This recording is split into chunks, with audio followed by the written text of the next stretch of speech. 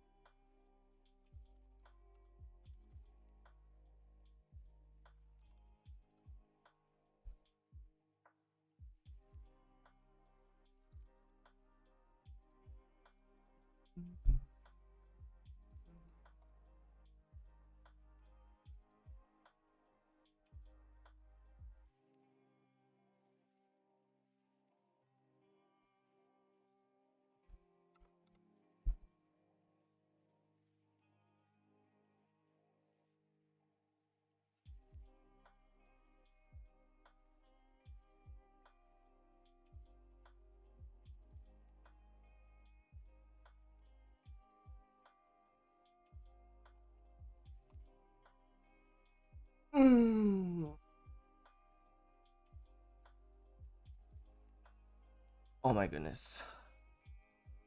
Okay, I actually don't know what the fuck is wrong with my camera, but whatever. I don't care. I don't care anymore. Okay, am I recording? The VOD is gonna be up anyway. Okay. So, okay, let's see. Let me drop this here. And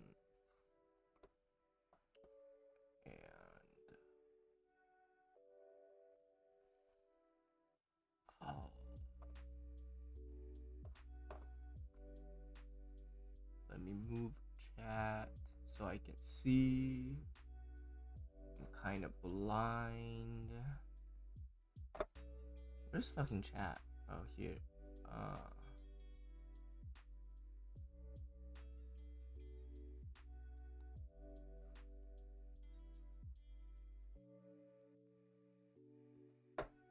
Okay.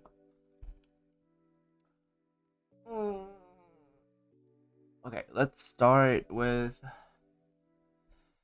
which one should we start with? I think, yeah, let's just start with this one.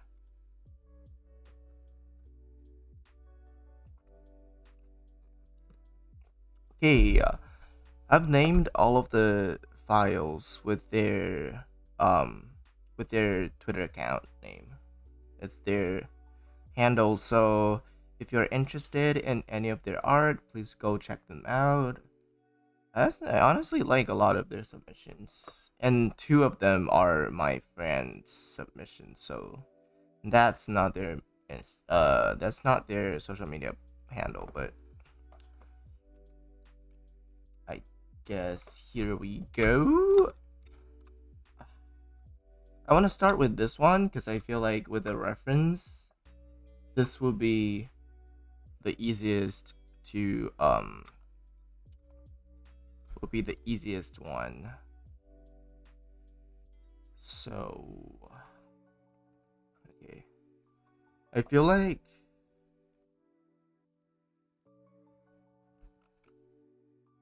one of the I will say one of the biggest problem on this one is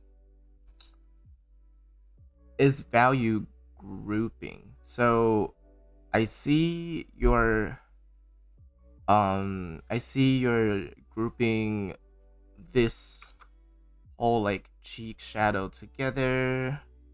I see this under eye part, but they're all like broken apart by some really strong reflection, really strong reflected light. But in the reference, you don't really see that much. Even if you want to even if you want to exaggerate it, I feel like it should be a little bit more subtle. A little bit more subtle. And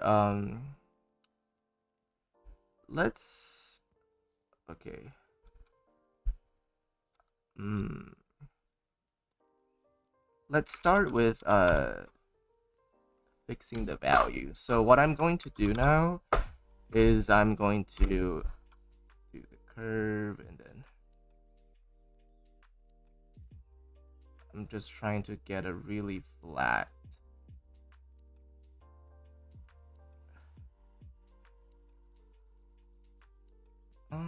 No. What am I going to do? You know what? Yeah, let me get a really let's use level.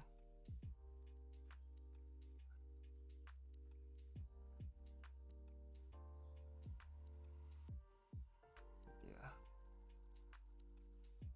Okay, let's get like a flatter version of this. And then maybe I'll boost the saturation a little bit. Okay, nice. And now we are going to redefine the shadow shapes. So I want to bring everything back to a midtone.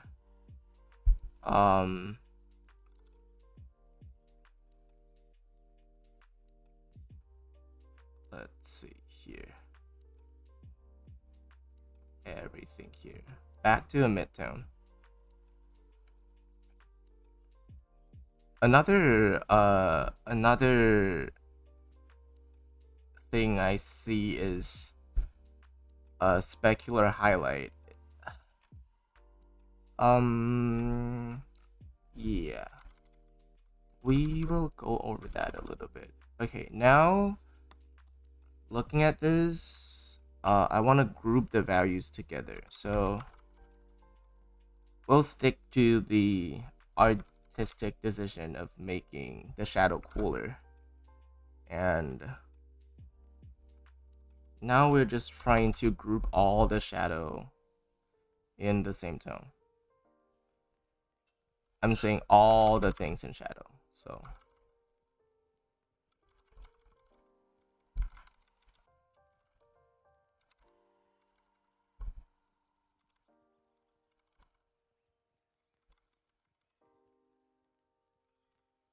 all the things in shadow needs to be grouped together.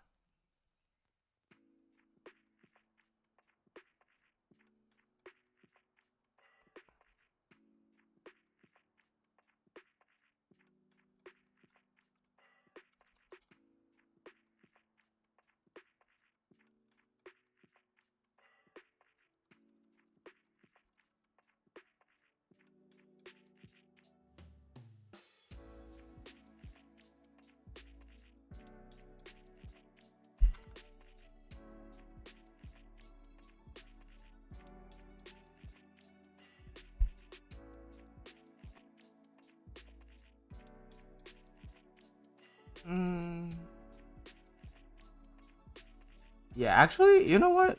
Maybe we don't need this. We don't need this, but okay. After grouping everything together, you can see like it's so much more clear. The light and shadow shape. Um, it's a lot more unified already. And here, the hair shadow. But yeah, let's deal with that later. But okay.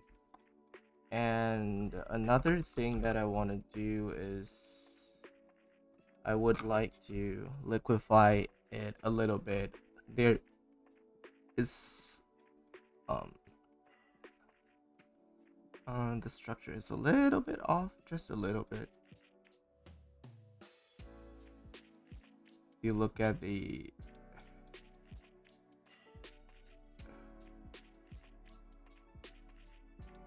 just a little bit off.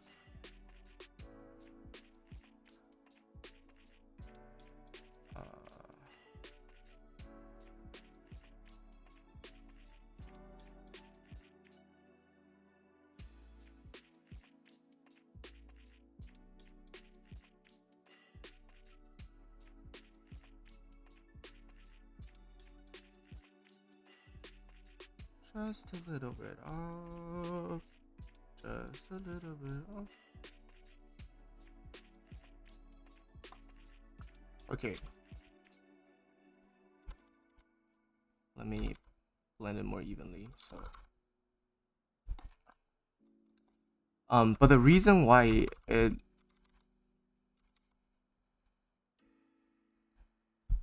I'm regrouping the values together is because before there's a lot of really strong reflected light, and the shadow value on the ear is like weirdly so much darker than it is on the face. Like I don't really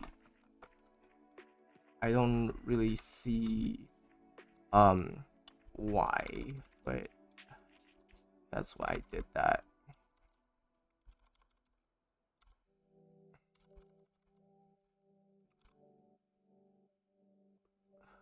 And if we look at this shadow shape right here, it's describing, so there's this shape right here, right?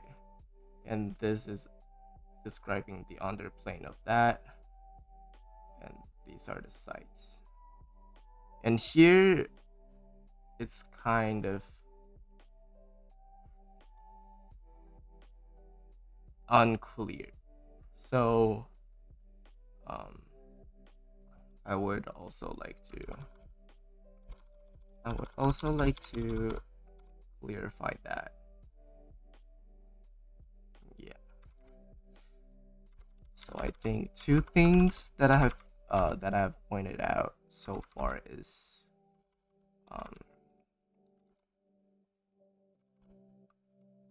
unclear shadow shape and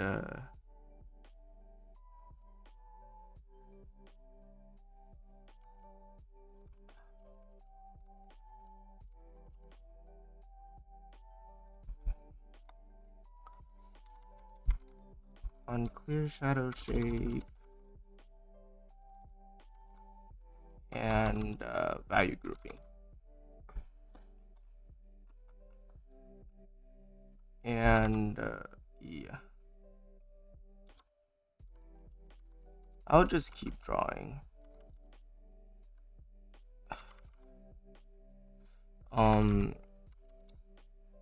To like keep the painterly factor of it, I'll try to make it more painterly. But yeah.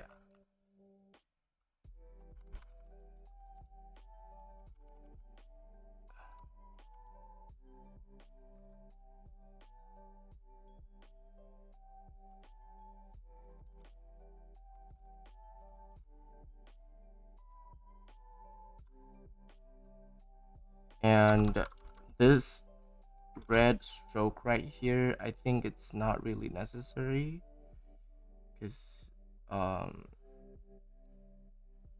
don't think it's describing any form.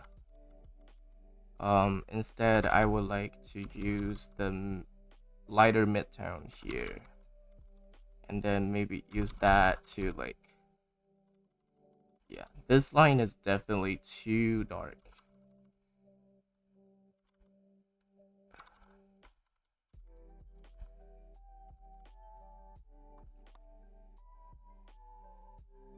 Here.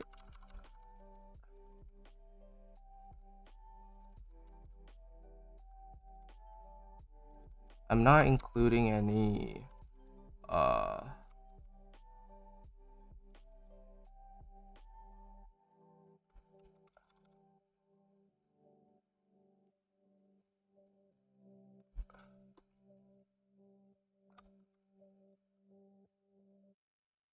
I'm not including any what is that? I'm not including any specular highlight yet. I'm just describing the general shape. The general light and shadow shape. I'm just separating them. So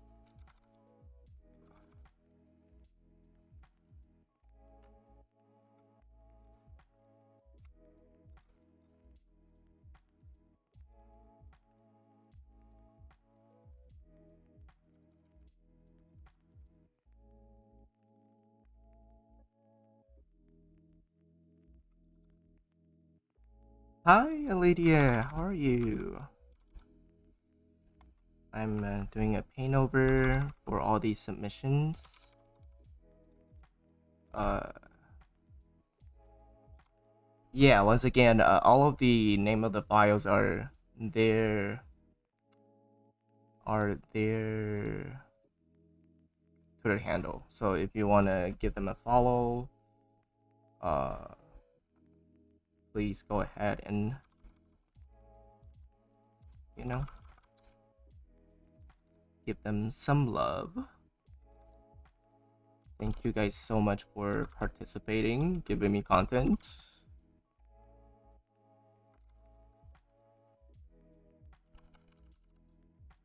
But yeah.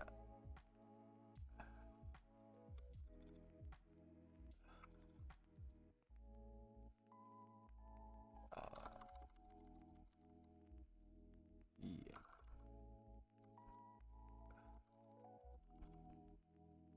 So yeah, one trick that I think it's really useful, um, to like see shadow shape and see light shape and shadow shape better is to there's one thing here that you can do to the reference picture, which is I forgot, but I think it's here, right? I think it's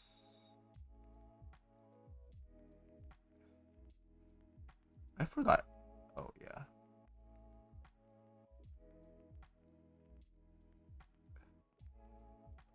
Yeah, you just play with the level and then you can see like a really clear um almost like a ladder for the value. And if you turn it black and white, it'll be a lot easier for you to separate all of the shapes and forms. This will be fairly easy.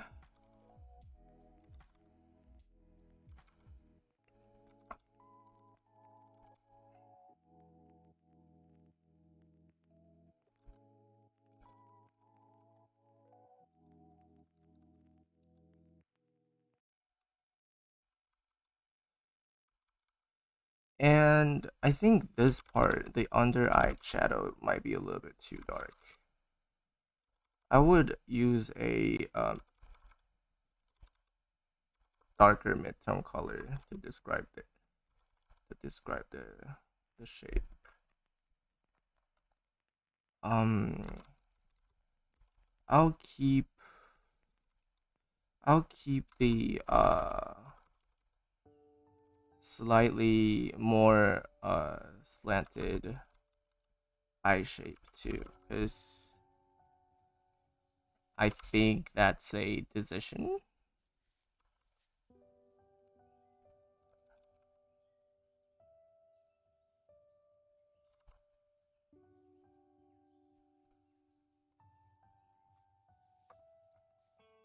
But yeah,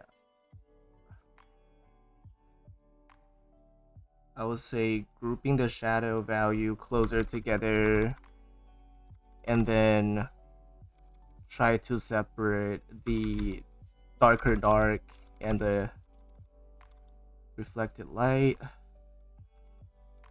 will be a lot more efficient.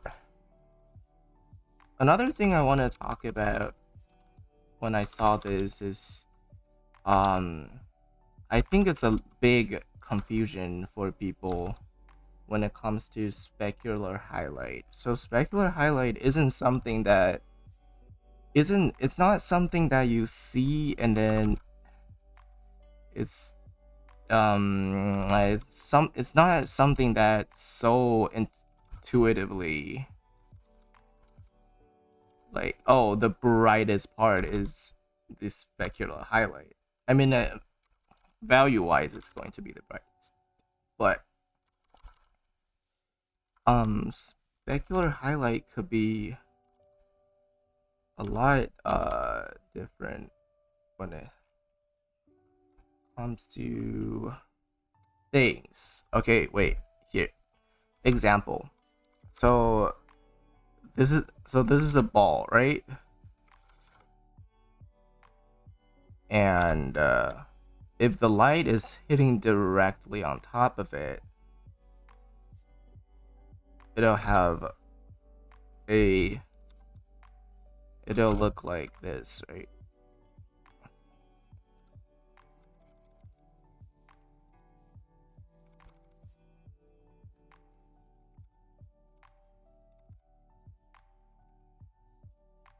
But the specular highlight isn't going to be here. It's usually here. But why? Because specular highlight is not the area that's getting the most light. Is the area where the light actually reflects directly into your eyes. So if this is the observer,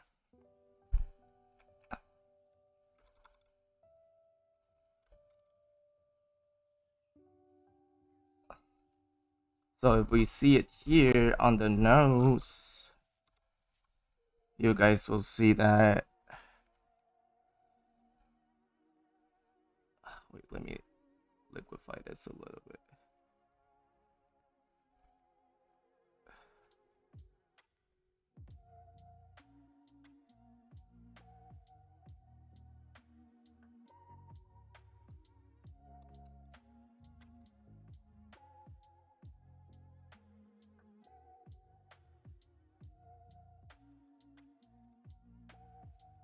So if you look at this, you should be able to. Wait, let me bring everything a little bit closer to the midtone. Yeah, okay. You should be able to see how the specular highlight is. Okay, so before you have like a really centered specular highlight, which is I would say the position is not that off, but I think it needs to be a little bit more controlled when it comes to brushwork. So what I will do is, if you want to keep it more painterly, you can use a more textured brush, and I would keep it more controlled.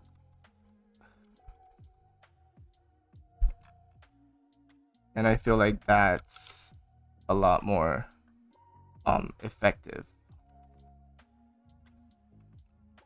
And on the cheeks too. Yeah. If you want a more painterly sort of texture, I would say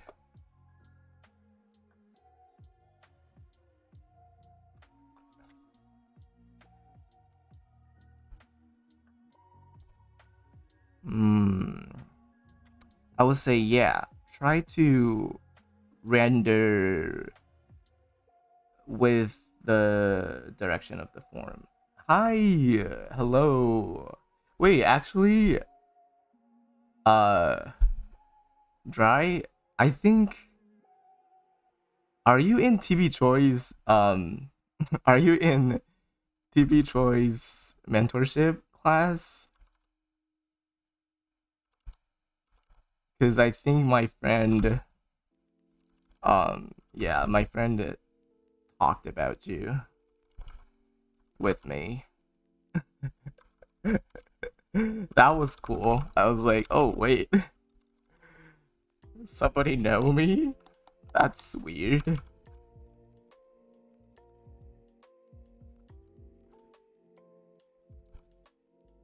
But yeah, um,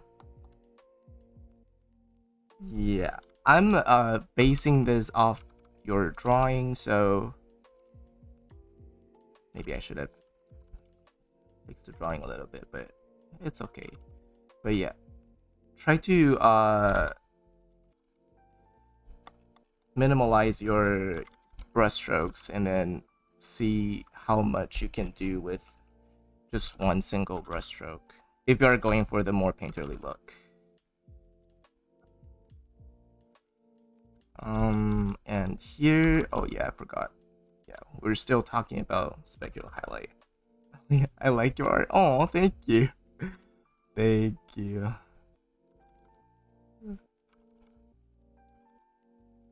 But yeah, again, specular highlight. Here, the this is the part that's getting the most light, but the specular highlight isn't going to be at the brightest bright point. It's usually the in like a lighter midtone because it's where the light is directly reflected into your eyes. That's why it's a specular highlight. Same as the hair. So it's a top down light source, right? But it's not on top of the scalp. Instead, if you look at here, you're directly connecting it to the top. You're not really leaving enough. Even if you want to keep it more stylized, I would say they'll try to like capture it more accurately. So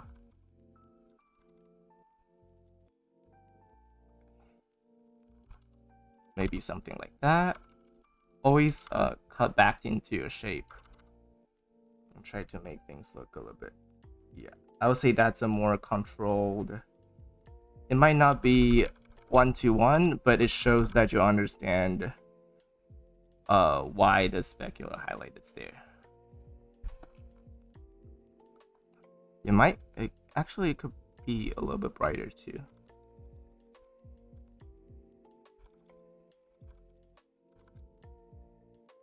Yeah, I think it could be brighter.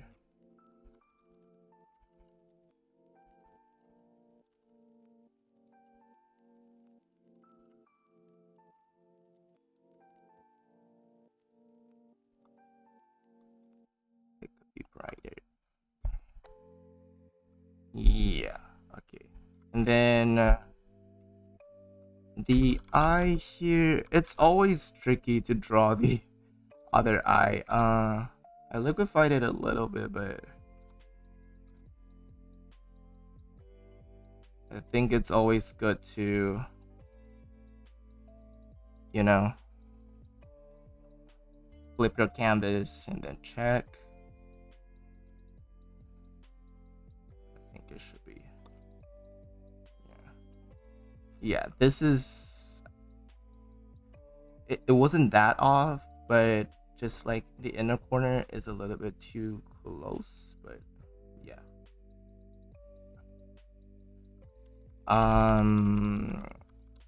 Yeah, so generally to like, I think you asked about how to like push this further.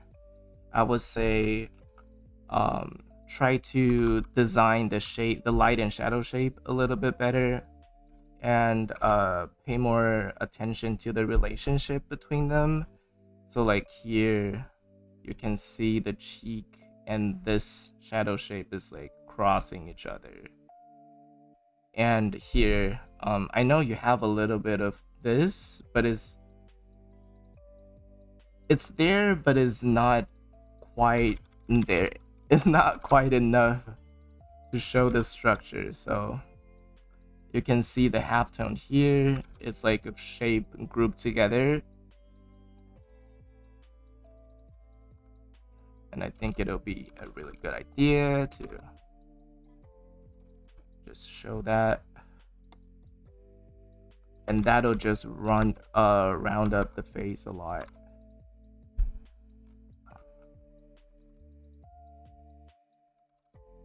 But yeah. Oh yeah. Okay, one more thing about the reflected light here. There's a saying that is super important when it comes to constructing your value. The lightest light in your dark will still be darker than the darkest dark in your light. Yes, I said it right. So what it means is no matter how bright your reflected light is in your shadow, it should never be as bright as the darkest. It should still be darker than the darkest dark in your light shapes to keep them separated. And here,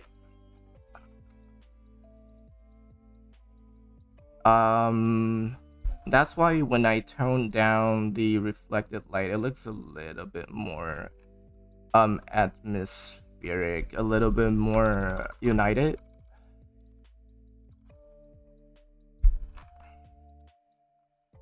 That was a mouthful. But yeah, that's why. I think it's okay to, yeah, it's okay to exaggerate it, but I still think it should be in a controlled range. And usually, I mean, this is special case because this is coming from the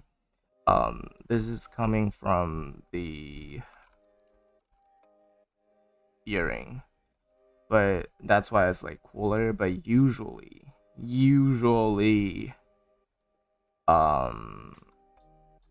reflected light will be more saturated.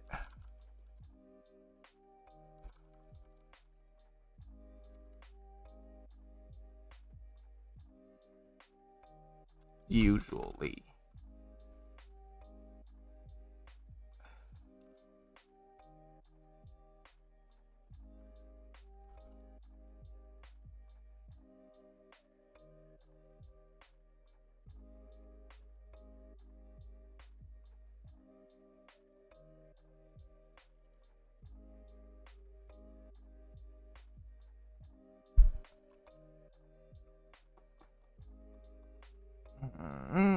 Yeah.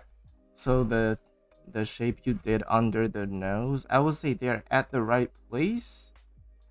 Still, they could be more controlled, but they could be more like a saturation shift than a value shift.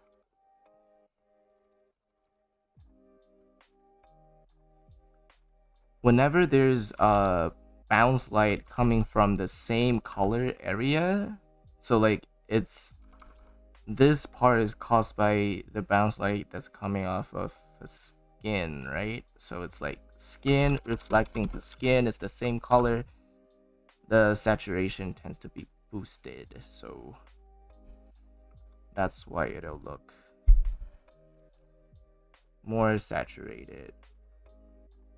And it's always good to keep a black and white color layer on top of everything,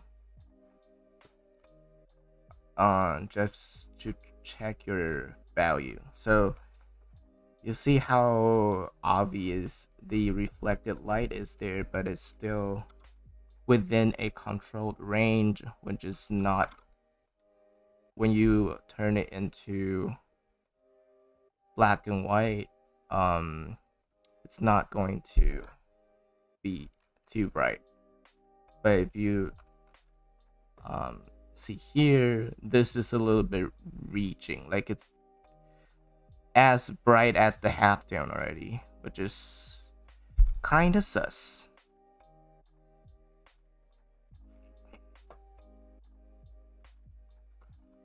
A little bit sus. But yeah. And yeah, that will be some of the stuff that I like to talk about. And yeah, it doesn't hurt to add a little bit more to your background, your some gradient or whatever.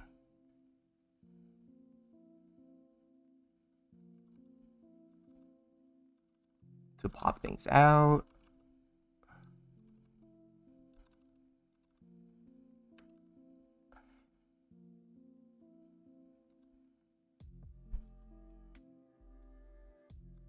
I feel like oh yeah. I always think about something that I want to add. I feel like it'll never end. But yeah. Here. So um the the oh, edge control. So you see there's like a softer edge here. You're sort of doing here. And a little bit here, but I think you could always push the edge control to make it look more atmospheric. You can use an airbrush, even play around with the saturation.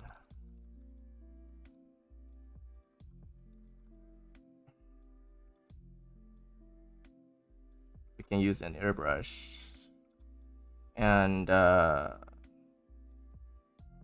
let me see, where can I play with the edge? So like you see, this part is the skin is a really sharp edge, right? And the reflected light here, I forgot about it. Still, because it's skin reflecting to skin, it'll be boosting its saturation.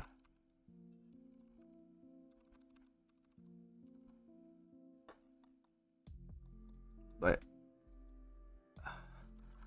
what I'm saying is, so here you can use this, the brightest part of that reflected light,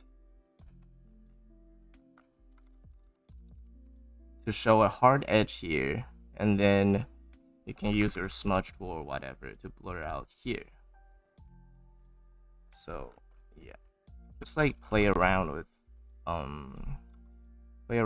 your different edges. Try to be an edgelord. And yeah.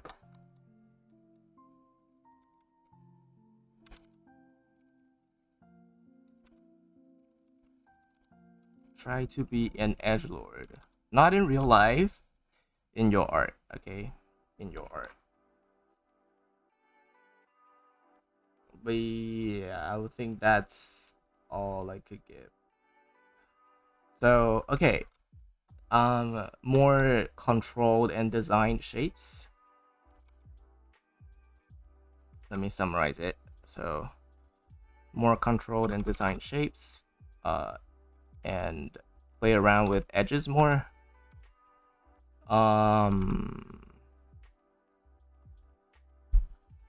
Reflected light. Reflected light should not be that dark.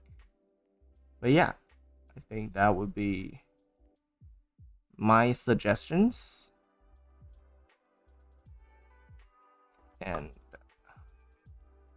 yeah, also like this curve here, it's another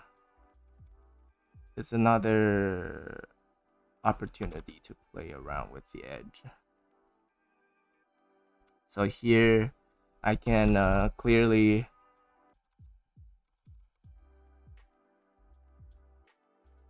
do this, and then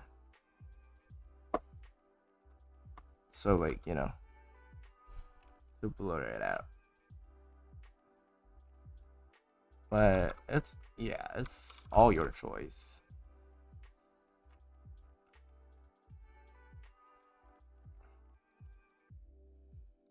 I think it's really fun whenever you have a chance to like have a softer edge and blur things out. It's cool. but always depends on where you do it, Okay, yeah, that's it for this one. Thank you for your submission. I hope I helped. Yeah. I hope I was helpful. Hopefully.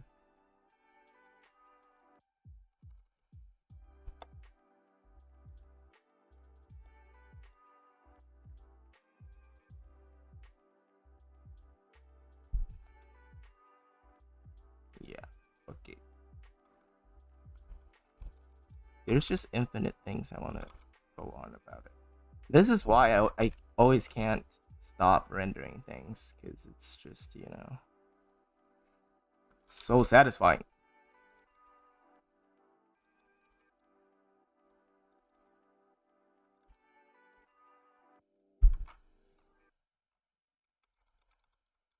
Anyway.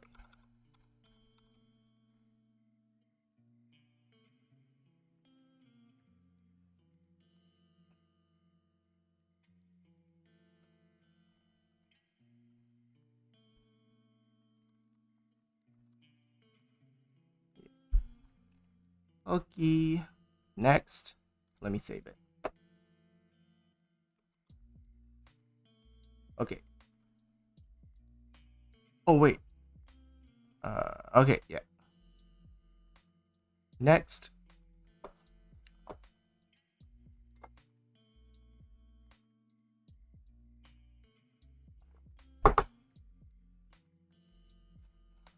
We have Mushi.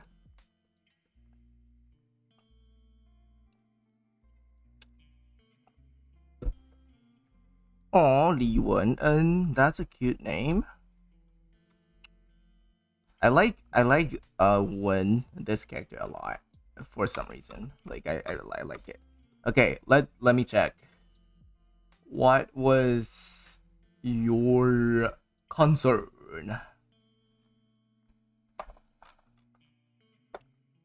What was your concern? I should have I should have recorded them. I should have kept them.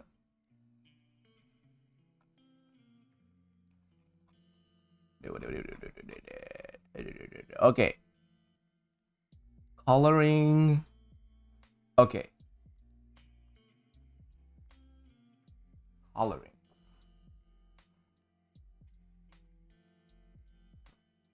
So, one thing I'll say about the line is, um, it's try to, but the thing is, I don't know what. Let me see. I think here I can see a little bit of pressure sensitivity, so I assume you're working on a tablet. Oh, hey. But to be honest, I have no idea what my name means. Oh, really? Yeah, it's kind of hard to. I don't know. I am really bad at translating, but yeah, I like your name. Okay. I assume you're working on a pressure sensitive software and platform. So I think the main thing is getting better at adding contrast, because stuff ends up looking washed out. Oh, okay. I think so coloring. Do you want to? Are you going for a more painterly look or a more flat color sort of look?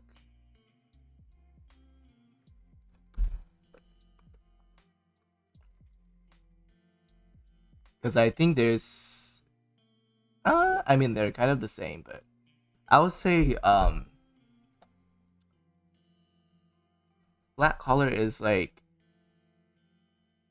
how do you say it? You need to be good at doing flat color before you can make it painterly. I think. Yeah. Yeah. Um Painterly? Yeah, okay. I think, but that's how I start my painterly thingy too. So for the line, uh I think cleaning up the line would be really great. Like, I know it's really hard to like get the lines right. It doesn't have to be perfect, but try to make the lines more confident would be a really good practice.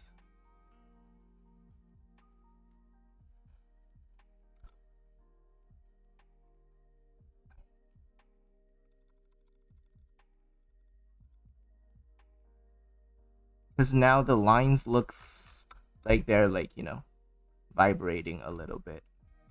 Okay, coloring. Um, so for picking color, I usually okay, here I need to I don't know what software you use, but I need to advertise for Clip Studio Paint a little bit. So the lasso fill tool is mwah, chef kiss, okay? Best tool ever invented. Okay, so here, boom. You select, you fill. Boom.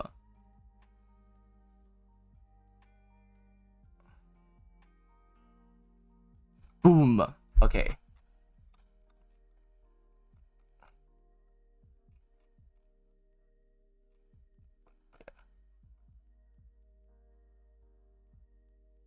Uh, and the hair, I think the hair color is very light.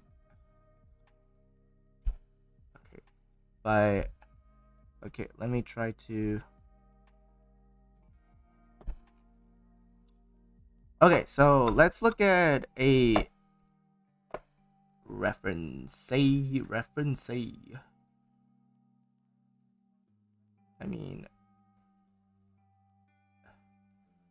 it'll be easier to like understand. I think this is a pretty straight on face. So let's look at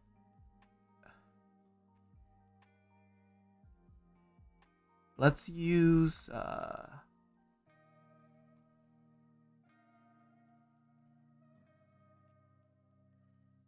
okay, let's use this one as a reference.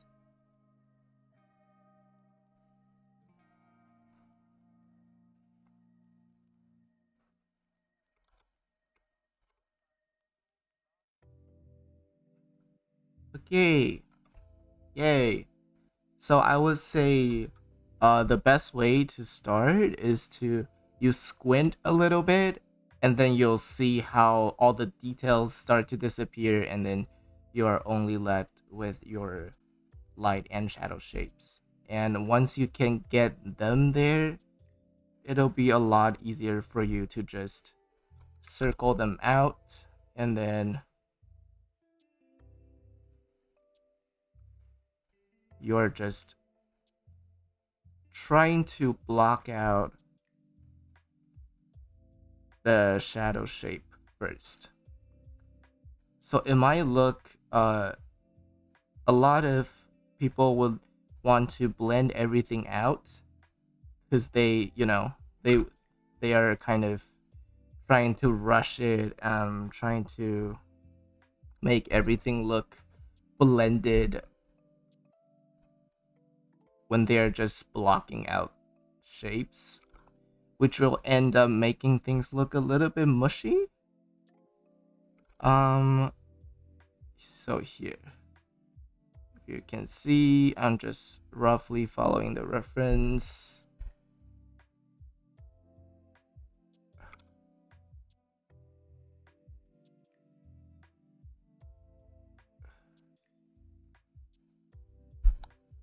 The reason why, I mean, I can definitely do it without a reference now, but I think looking for a reference is always a really good way to improve on something, because you are drawing from real life and there's always a thing you can go back to. You don't have to sit there and struggle through, oh, like I need to figure how to draw how to render an eye for 2 hours and maybe get it wrong, you can just look at a reference and you can just get it right in maybe half an hour, you know?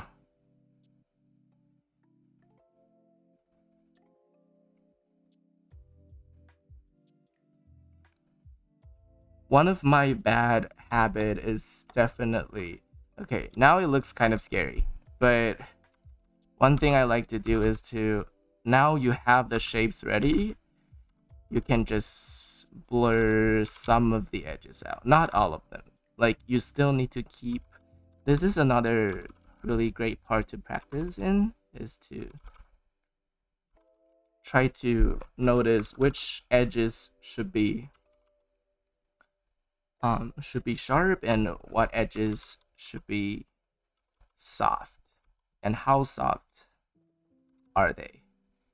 And once you can acknowledge that, I think it'll be really easy to get something like this really quickly. You just block things out and then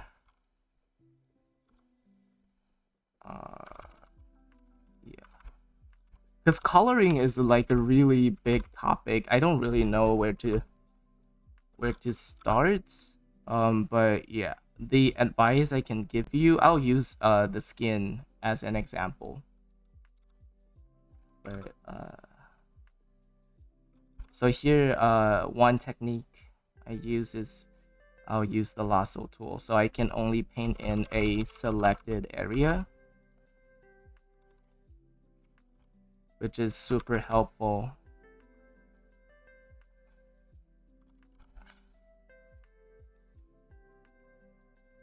When you want to maintain the sharp edge.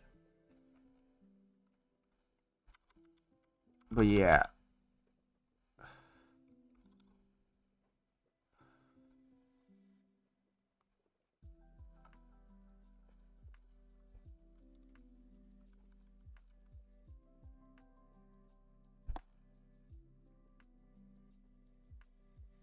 And yeah, I think just go from here. It'll be really easy. Painterly? Do you mean painterly as in like I don't know how to say it. Like painterly? Do you want to see brushstrokes and textures? Or do you just want to look more modeled, like three-dimensional? I think there's a little bit of difference there. Do you want to smooth or not? That sounds kind of wrong, but not really.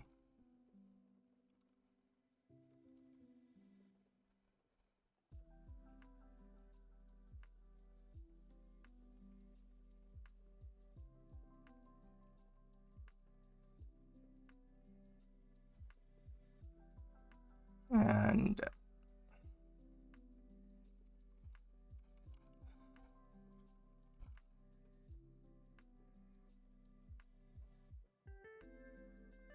you like the messier paint texture? Okay, so yeah, it's still the same step as I just showed. Let me use a more textured brush. But you just the way you blend it would be more, you know. You can always reverse it. Ooh no, reverse.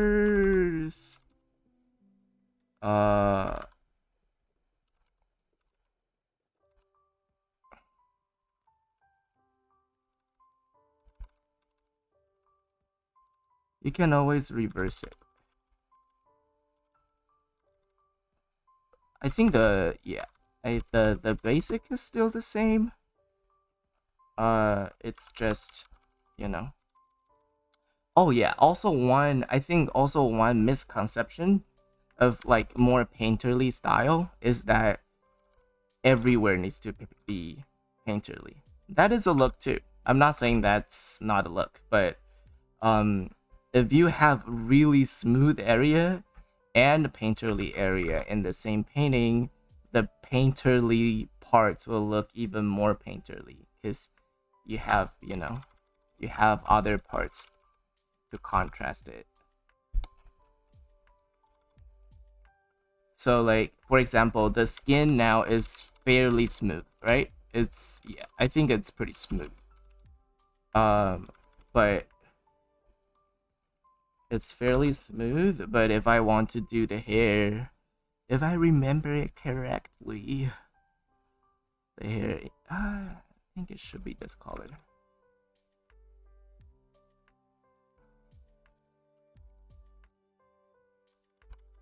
If you go crazy with the hair,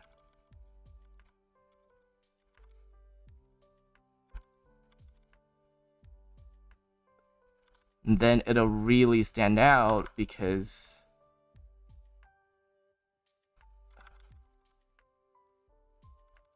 yeah, also still keep in mind of the reference that you used. So I'm still separating the light shape and the shadow shape, and then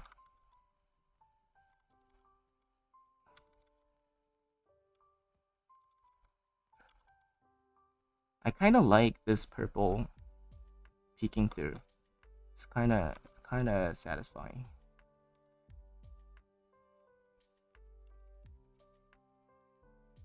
And then I'll paint the light part back in.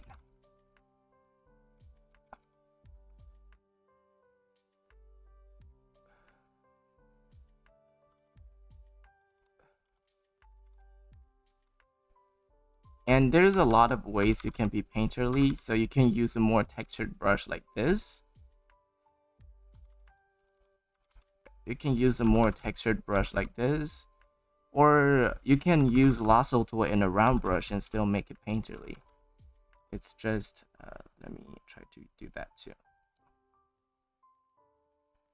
Because this is still fairly sketchy, so I want to try to make it, I want to try to show as many directions as possible. I mean, hopefully I'm being helpful, because, you know.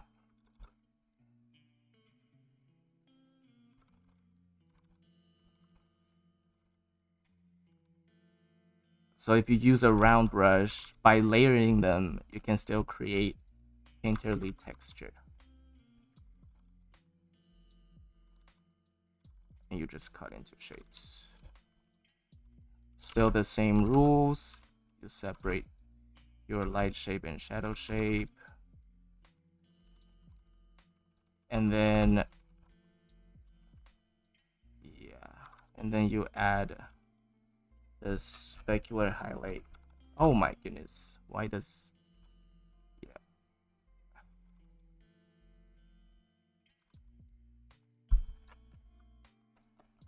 And then you sort of add in the specular highlights, blah blah blah.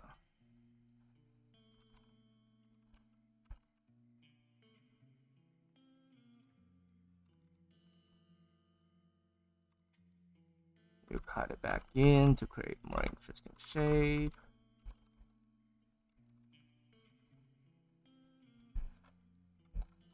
Something like that. Let me finish the ice. Yeah. I think now the ice is a little bit it's like slightly wonky because the drawing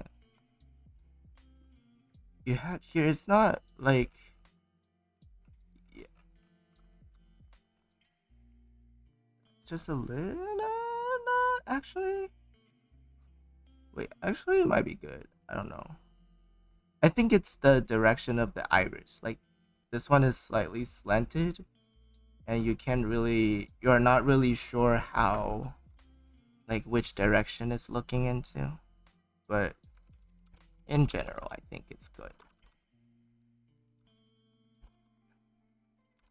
But yeah. now you just, just endless rendering. But yeah. So tips on rendering is just, find good references. Please don't be like me, because I always not look for reference and ended up spending a lot of time trying to figure things out on my own. It's like one really bad habit that I need to fix, because I always regret. I regret having this really bad habit, because I could have been improving so much faster if I just look for references, but I don't. I don't. Yeah. And I would say, I think the bottom part of the face could be moved a little bit to the right, just a little bit.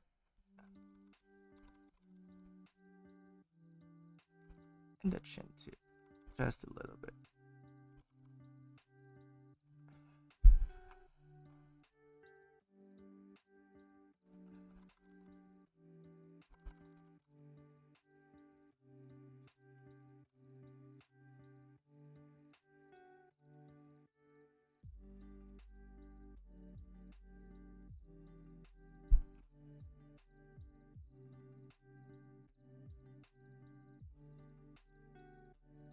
Okay. Then.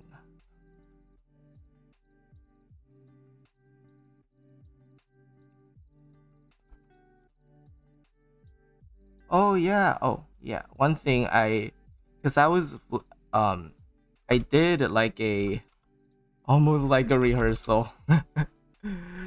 I was looking at all of them, and then I was like looking at what can I point out, or like what's the most prominent thing in all of them that I would like to point out. And one thing is the specular highlight here. Even though it's kind of a sketch, but here, the specular highlight on the eye is here, but the on the lips is coming from here, so it's like two separate directions. And I think to keep things consistent, it might be better to like be a little bit more careful. But yeah, that's like a really minor problem.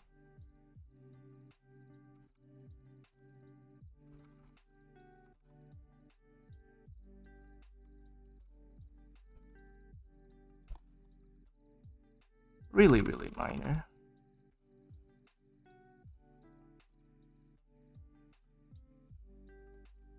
I know sometimes we don't even like think about it, but sometimes it just happens. And then maybe some variation on the skin tone, a little bit of a blushy, a little bit of blushy to keep things blushy. Thank you, you're welcome. And I don't know. It's personal taste. I don't know. Maybe she's taking a selfie, but I don't know. I think this piece would be a lot stronger if you make the eye contact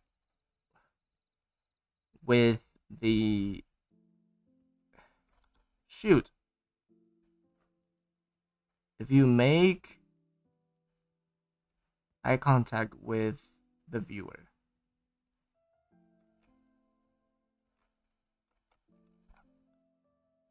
I always like to do this because I think it looks there's just more connection between the viewer, the audience, and the artwork. It's kind of a philosophical question, but also a personal taste. But I know she's probably taking a selfie, but I think it'll be a lot more impactful. Yeah, but it's personal choice. So here, yeah, all the specular highlight. Once you pop them in, it'll really become alive. But be careful where you pop them in, though.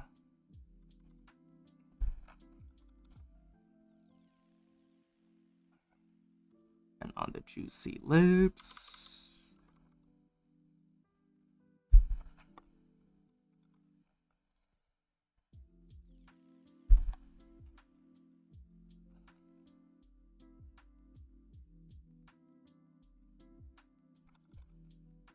But I think yeah. Okay. And then one other thing to make things look more three-dimensional is add in the ambient occlusion. So basically it's the darkest dark where light can't really reach it. A lot of people add it as a gradation. I think just adding that a little bit pop of the darkest dark would make your piece a lot sharper and a lot more three-dimensional, because you're really showing like which part is getting no light at all. And I think it takes like really good references or some practice to get where those parts could be, but generally it's just parts where there's no light at all.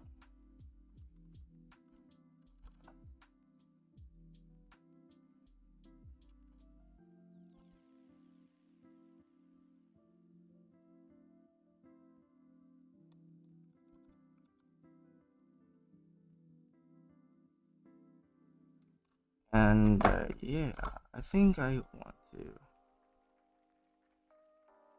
want to make it a little bit more contrasty. You can also boost the contrast, adjust the color a little bit.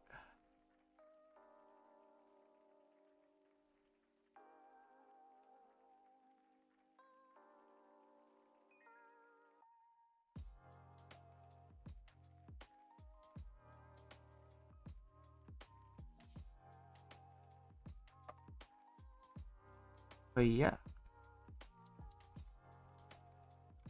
I would say that's it. If you want a more painterly look. So okay, wait, let me try to summarize it.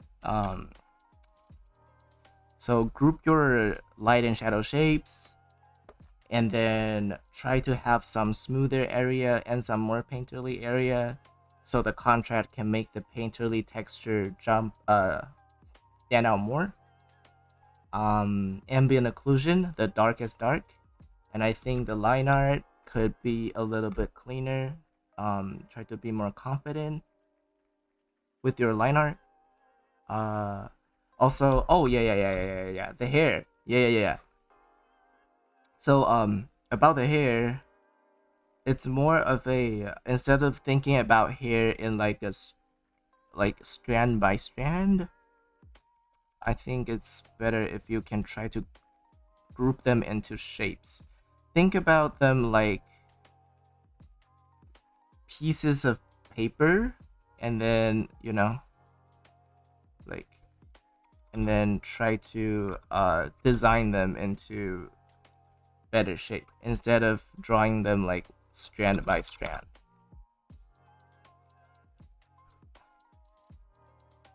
There's one really good video on how to paint hair by, I believe his name is, I mean, I think I know Cynics has one, but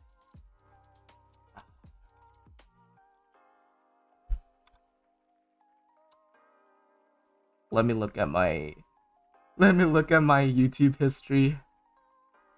I always forget about names, but yeah, let me post it in chat. it's a really good tutorial on how to render hair. And I think, yeah, I think it's a really good intro to all kinds of rendering. So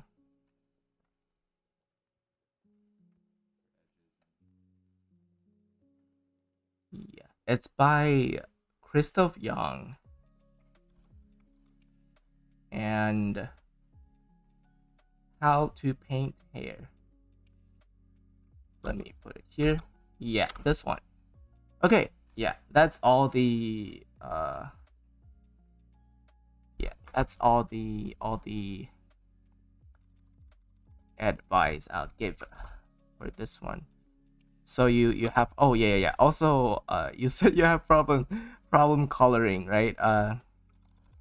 And to pick color, something to look out for is um try not to desaturate the shadow too much. A lot of people tend to.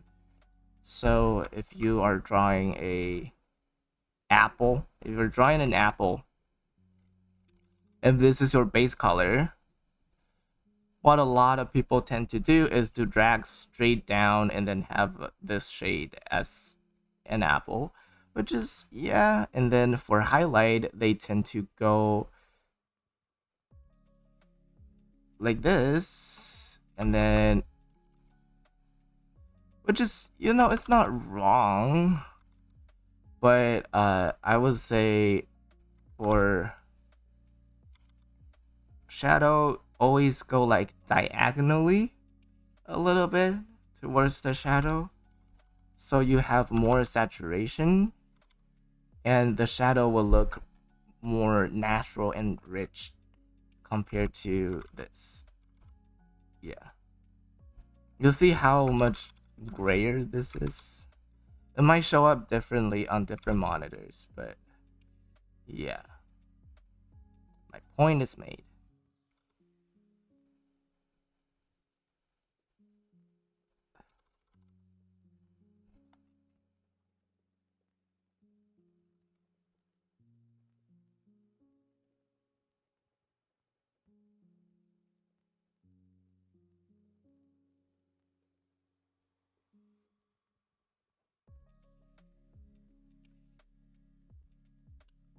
Saturation up.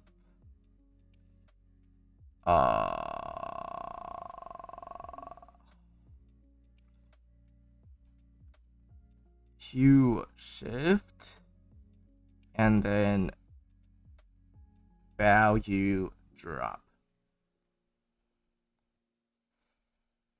Let me shift it a little bit so it's more accurate for what I'm trying to say.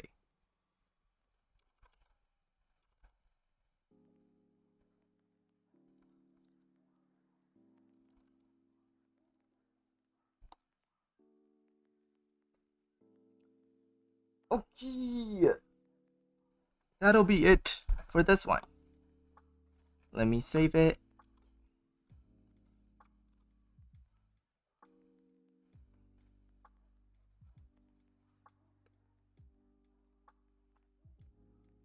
Okay, 30 minutes for each. I think we have 1, 2, 3, 4, 5, 6, 7. So it'll be it'll be pretty quick. Thank you. This is super helpful. I'll check out the video later. Thank you. Thank you for participating. And yeah, I also, yeah, I forgot to say, but I love the detail here. I love the keychain. It's so cute. It's so cute.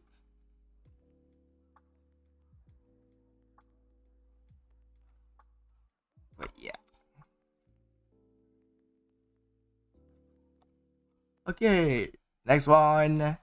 Oh yeah, this is their Instagram handle. I think it's the same as their chat name. Wait, are they all replaced by zeros? Anyway, it's Mushi underscore. And yes. Okay, the next one is by Talia underscore OVO. Um and said they said their concern was I'm trying to slowly get back into drawing and I struggle so much with human, especially faces. So yeah, this is one thing I really want to improve on more. Okay, so I guess we'll talk about the basic of faces here.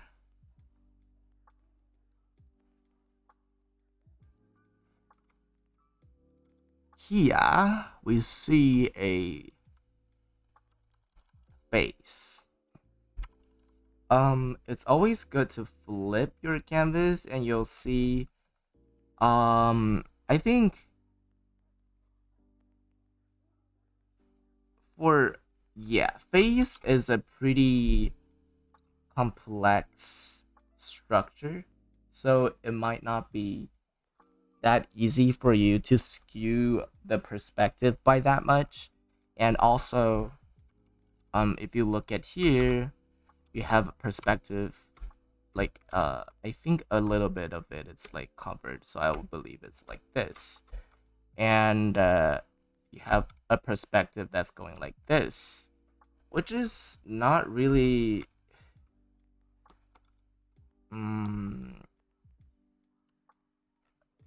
yeah, it's yeah, the perspective is it's a little bit weird. It's less how do you call it? It's less obvious on the headpiece because it's a more organic shape, but I mean the face is more organic too. But what I'm saying is, it's more obvious when there is bone structure, you know. So if you want to keep the same perspective, I would say you will have to like fix it a little bit. And the center line of the face and the chin.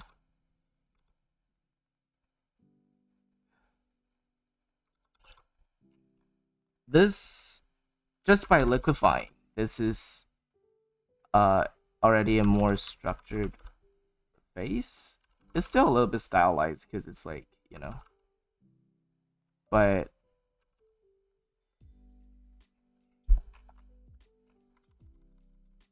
yeah, just by liquefying, this is already a lot more structured.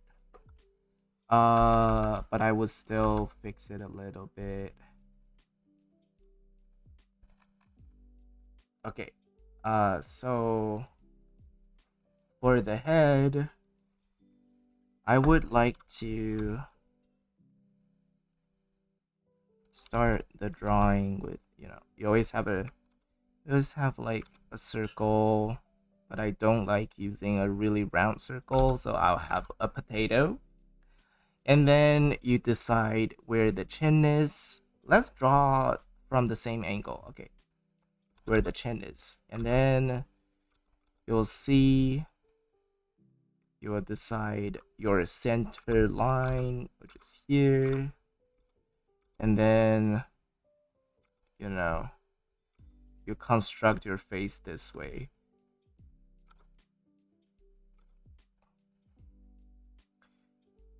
And this is a more stylized face. With a more realistic face, of course, it's going to be a lot more structured. You will have a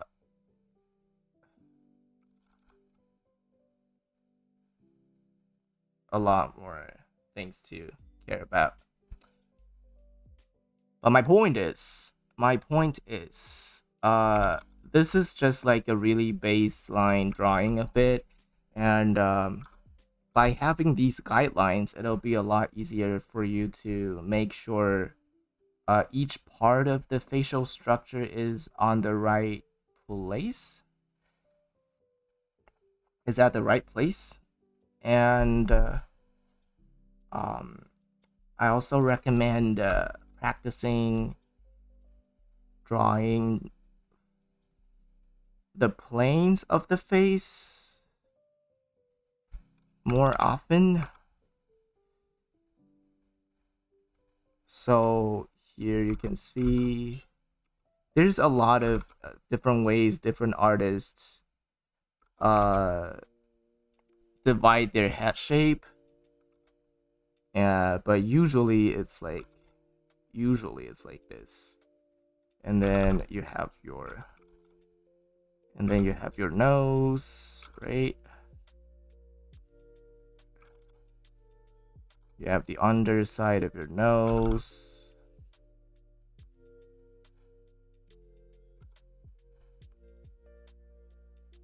And then you have this whole area as the cheek.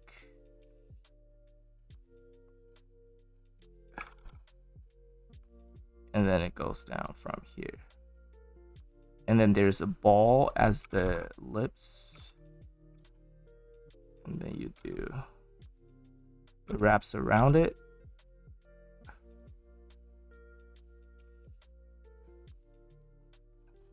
Yeah, this is how I would separate the shape of the form of a face. And once you have this down, you'll see adding shadow and rendering to a face will be super easy, because you just have to follow it.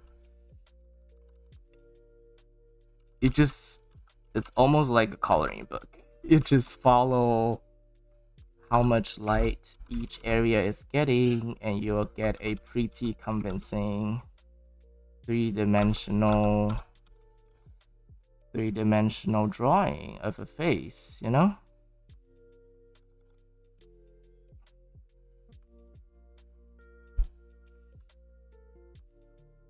You see, this is just how the light and shadows going. And yeah, and for a more stylized face, the same principle still applies.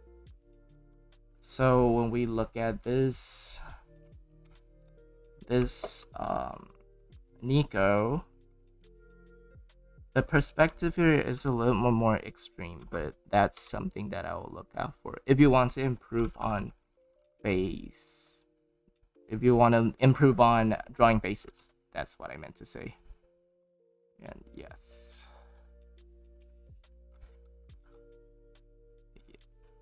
And instead of making your eyes like super round like this, I would try to design some sort of a shape. And yeah.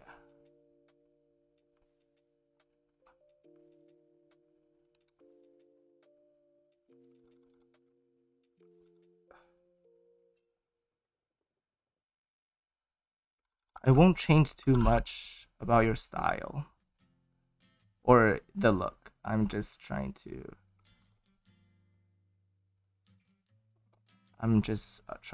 fix the structural problem then.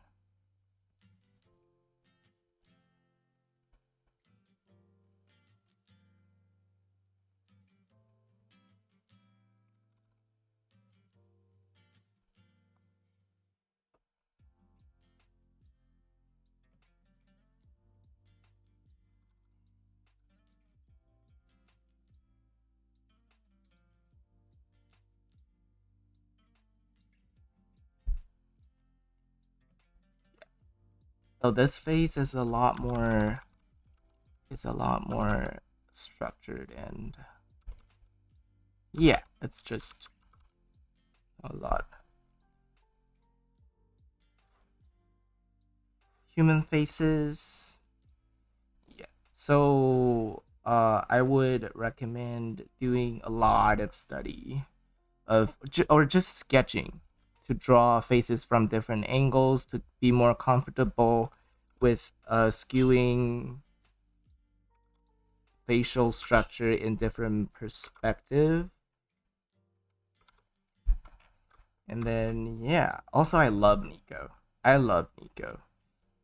Uh, I don't know. It looks like you're going for a pretty like flat colored look, and I actually like how you're grouping the whole head together instead of like drawing hair strand by strand, even though it's still a little bit not so not so clear. And the color choice is a little bit, but yeah, I would try to keep it.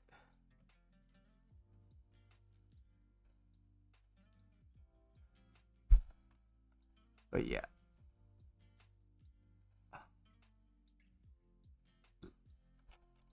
I'll try to group things together. It's always a good thing to do. But yeah, this is what I will say about this piece. Uh,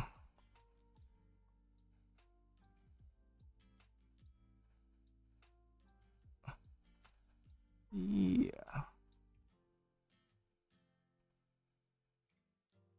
I would just give it some really basic rendering using a lasso tool.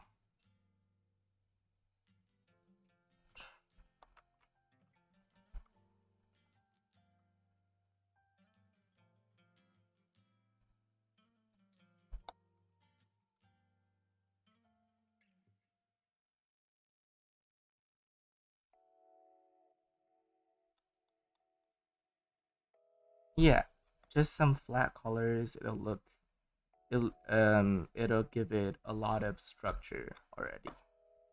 Maybe a little bit of muscular structure here too. I don't know. I'm just putting random shapes down. But you get what I mean.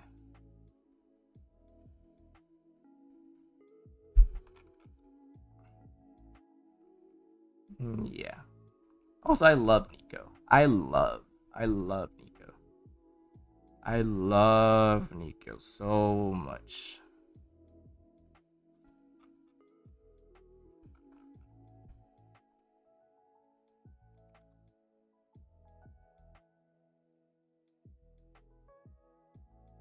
So even if it's a stylized face, you can still see.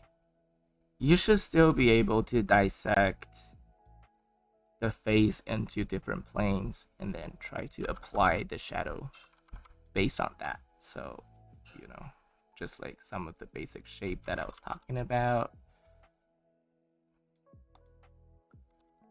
you know?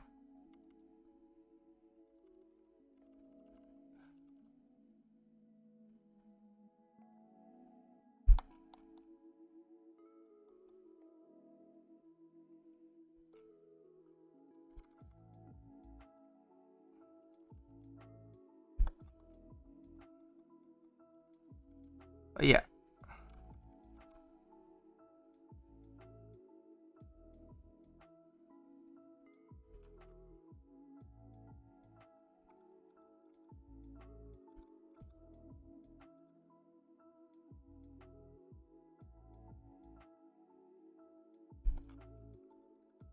I think that'll be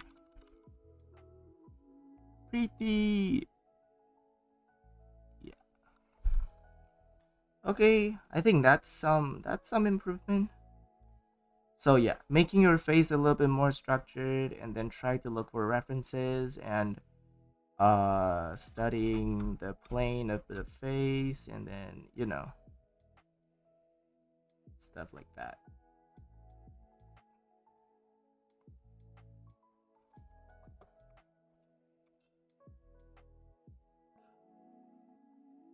How do I Okay, you know what?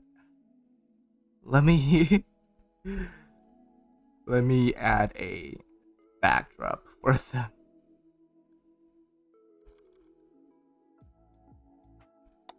Okay.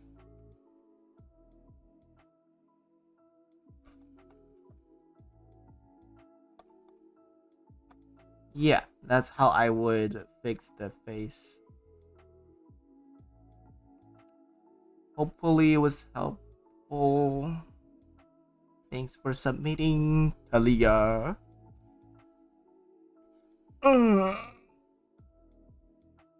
Okay.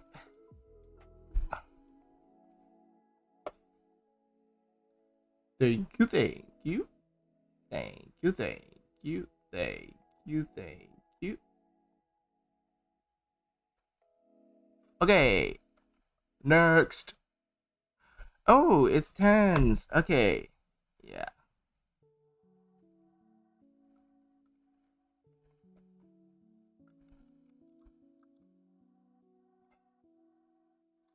Okay. Let me take a break. Really short break. And I'll be right back. Let me go get some actual water. I have some coffee here, but it's just making me more thirsty.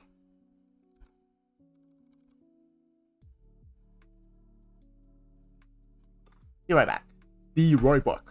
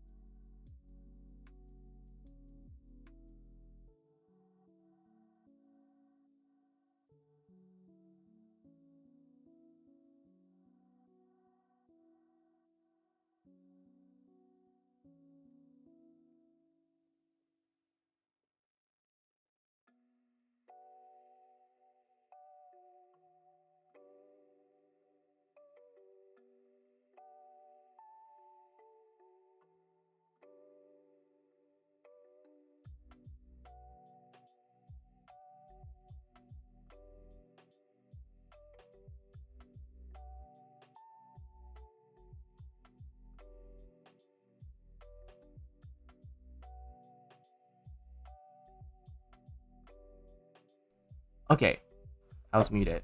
I'm dumb. Oh no. Okay, let me read that again. So now we're doing now we're doing tense Paintover. Why am I so dumb? Okay. Um okay. My main issue is definitely painting large chunks of hair. So we're going to be going over we are going to go over that and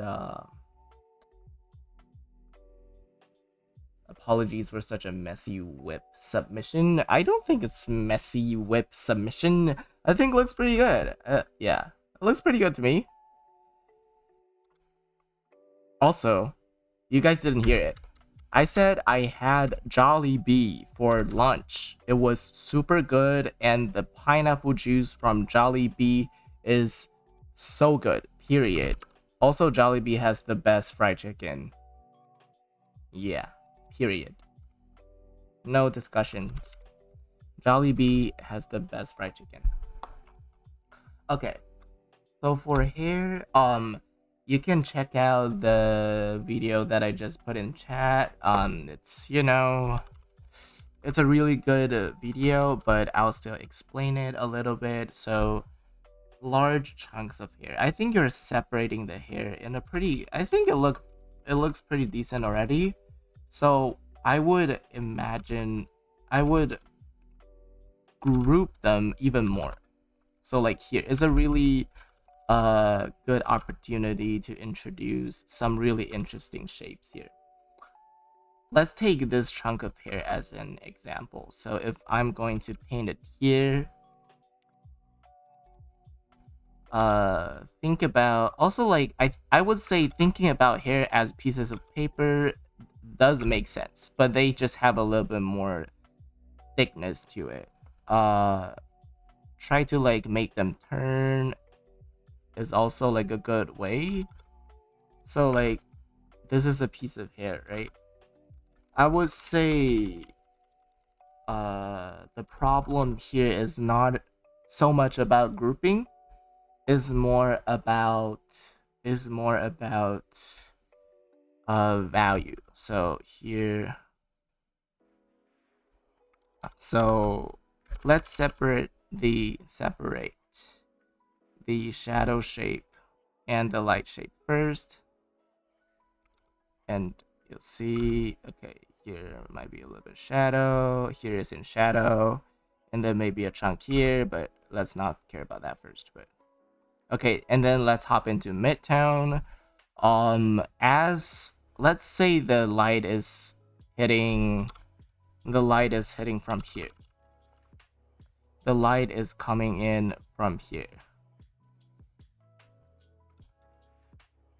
Actually, okay, let's say it's coming in from here. And so this part would definitely be in shadow, right? And then I think this part would be in shadow too, if the light is coming from here. But it'll get a different treatment. So for the Midtown, because this part of the hair is directly getting hit by the light,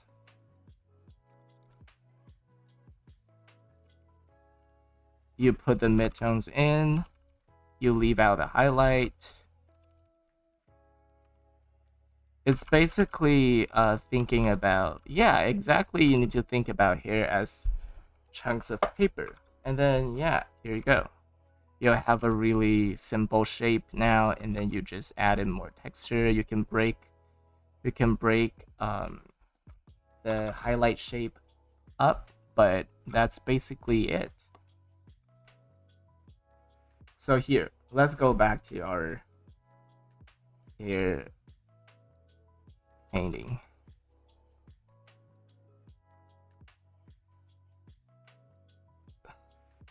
Okay. So here, what I will do is I would take this shade as the lighter midtone, and then I'll add in the darker midtone here. What's a midtone? A halftone? Holy shit! I've been talking nonsense.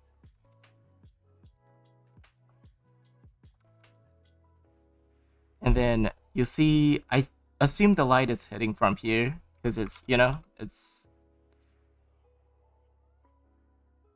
I'm assuming based on the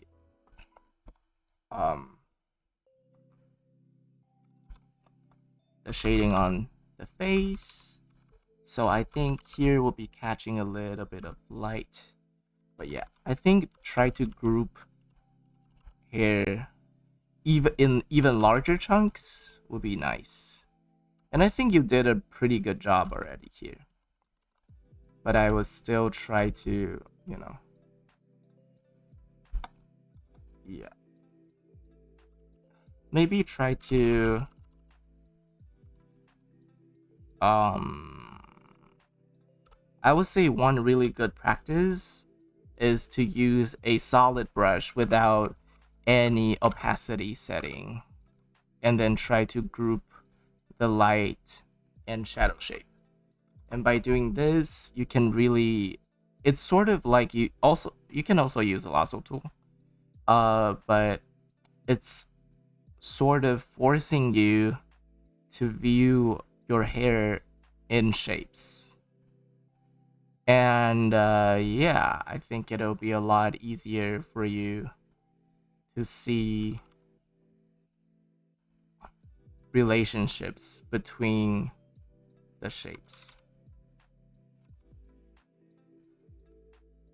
And while doing this, I recommend keeping your value in 4 shades. So the darkest dark, you can have black, pure white, and a dark gray and a light gray.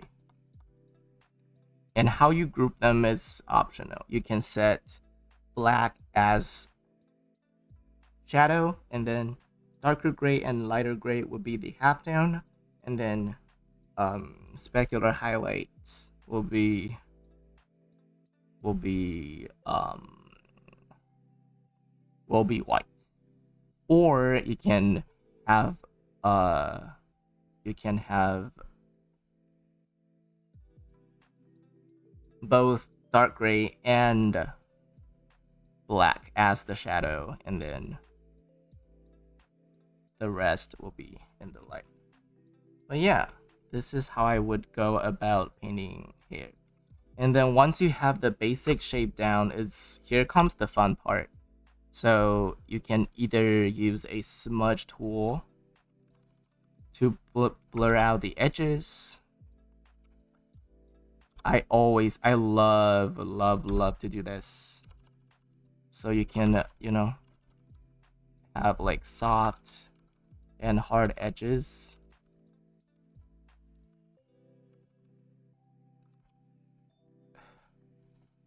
And then you can also use a brush, to pick up some of the lighter edges, some loose hair, the fun part to spice things up.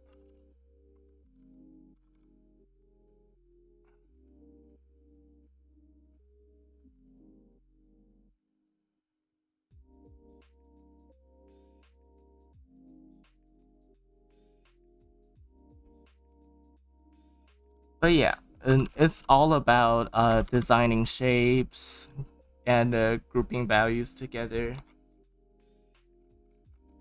And voila, here comes the hair. And yeah,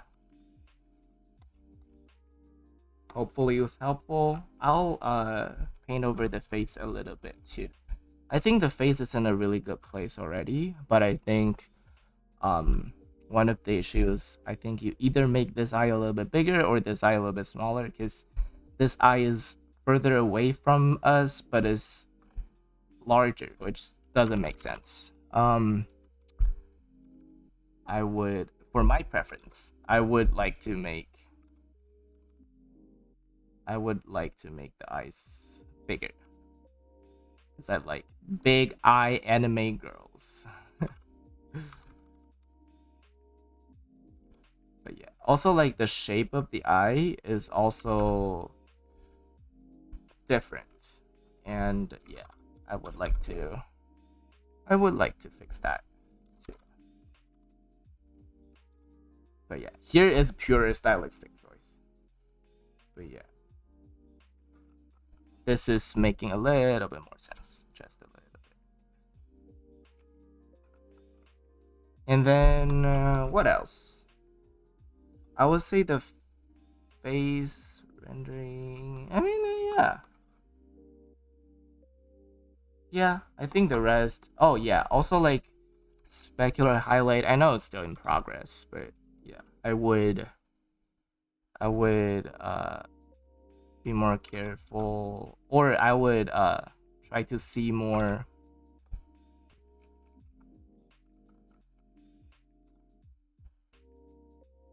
So like the reason why there will be one here and here and here is like it's on the edge of uh the face plane change. If you look at it, it'll be nice. If you think about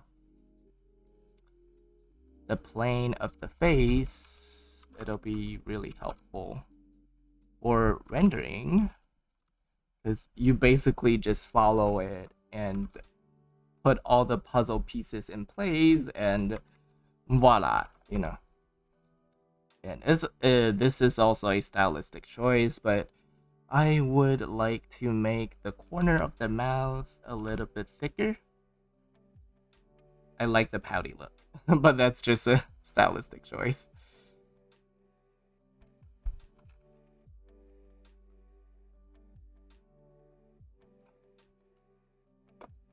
What else? Oh yeah, yeah, yeah. Also, the shading inside the eyeball could be a little bit more.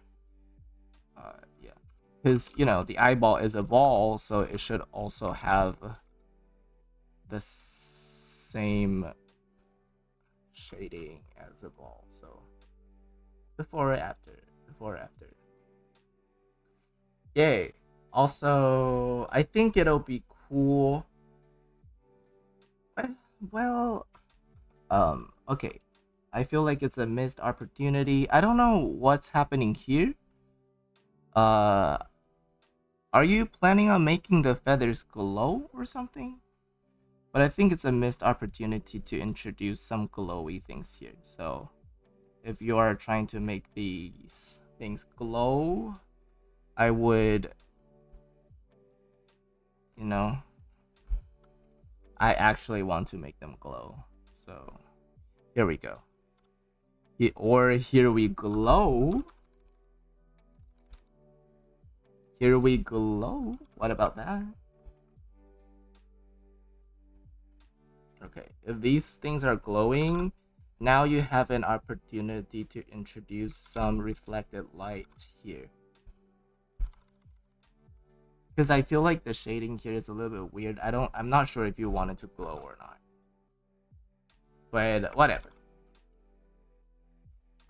Um but if it glows, there's another chance for you to introduce a little bit more variation for shading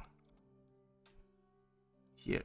So this is like a much cooler purple, and the reflected light should be more saturated, and then again.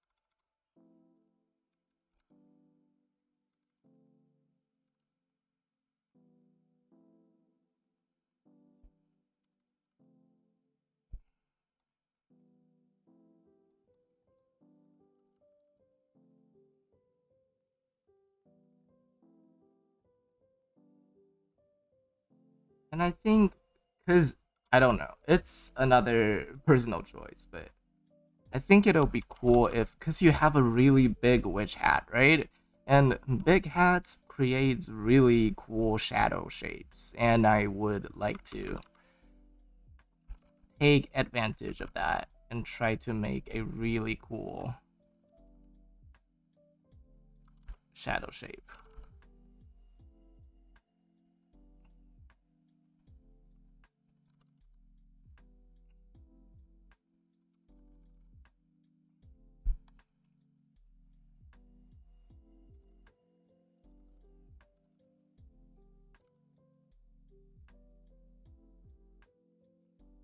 I don't know. I don't know. It's personal preference, but I think it looks cool. You can also like, you know, now you go back and erase it and try to like have a better design. But, you know, remember to follow the plane of the face and everything should be good.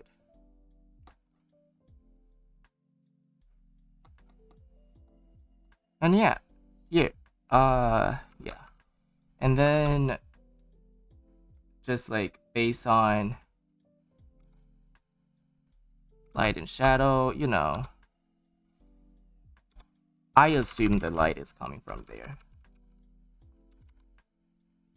And this part will be getting some light.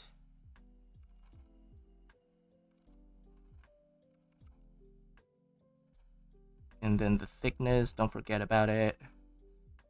And then the edge will be getting some more attention.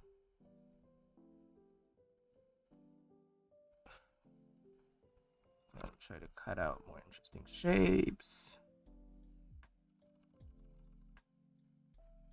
You know.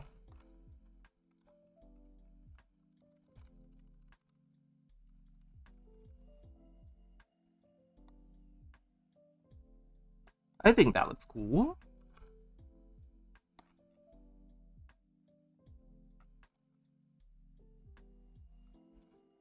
Okay. And then yeah, I would also, now this part is in shadow. The big hair could also cast some shadow on the shoulder.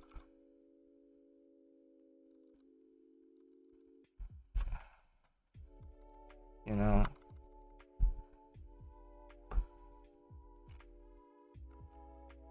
And then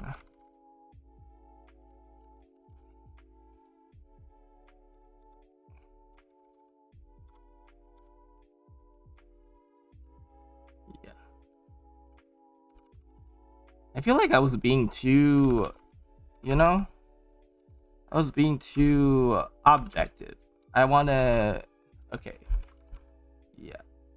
I should put more personal, personal creative liberty into my Paintovers. Because it's my Paintover.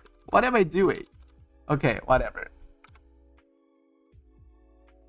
But yeah, this is how I would go about rendering it.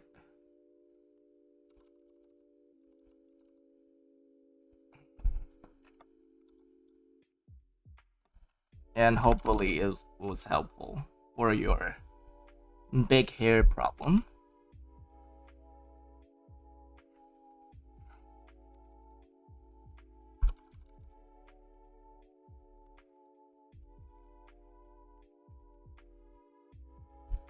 I think this part, like this glowing feather here, is a little bit distracting. And I would have it like a cooler. Also, like this cutout, I believe it's like a cutout from the hat. I think it's not a really good place to place it. I think if you place it here, it makes more sense because it's closer to the center of the canvas and it's like, you know, and that's where you want the attention to be.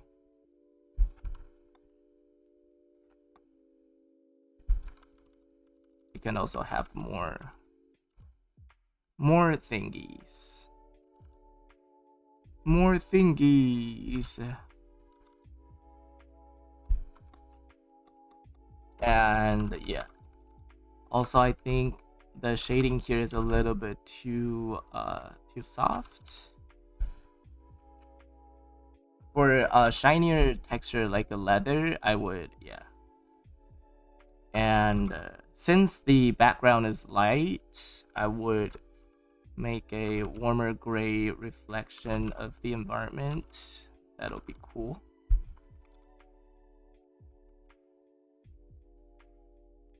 You'll see even with the reflected light added in, it's still within the range.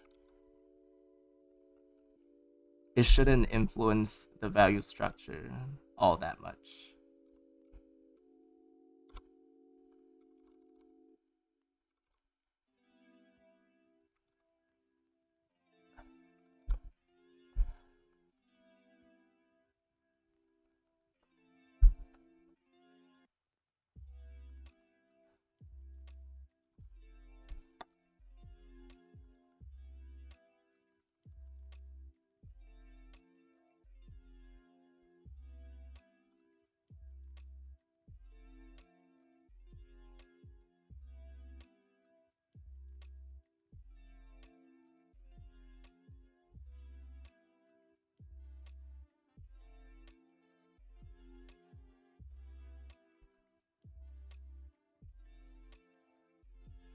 Yeah, this is how I would go about rendering it.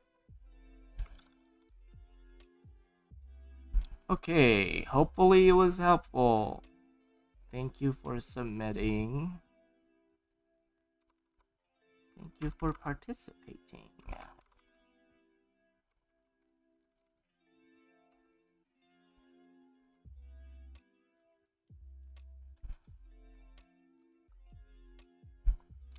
And then here there will be a little bit of reflected light. It's usually like you need to think about how light bounces on different surfaces and, you know, like how you would like to capture them. But yeah. Anyway. Here we go. Okay.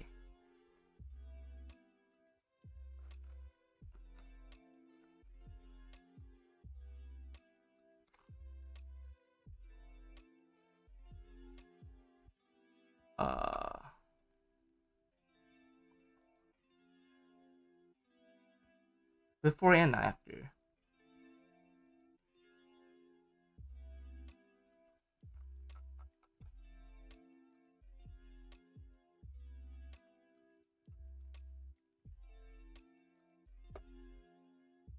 Yeah, because I would also maybe add a overlay layer to change the color of the light source. I think it'll be really cool touch if you make the light source super warm, like a more yellowy to contrast with the magenta purplish light coming from here. I think that'll be a good, yeah, that'll be a good way to play with it.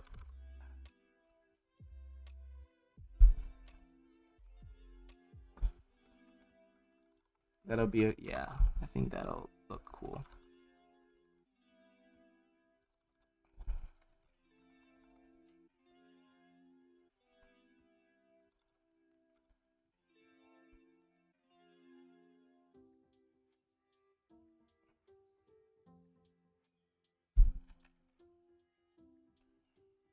Also for the background, I always like to add a little bit of gradients when it comes to the background.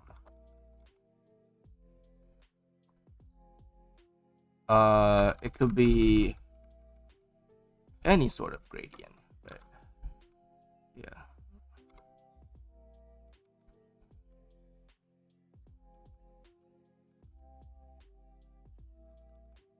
But yeah, let's keep it this way. Okay. This will be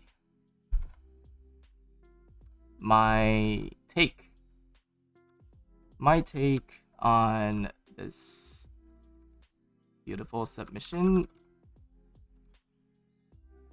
I 10. Thank you for participating.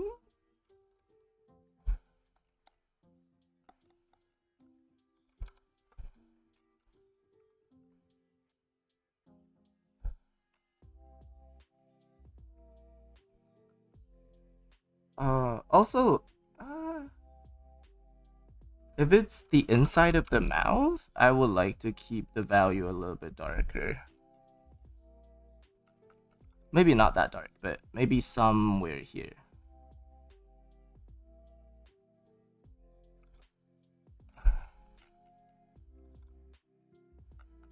Yeah, I don't know.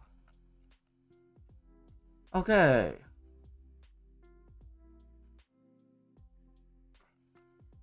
Yeah. Actually, maybe not here. Yeah, I don't want to change anything here. Just like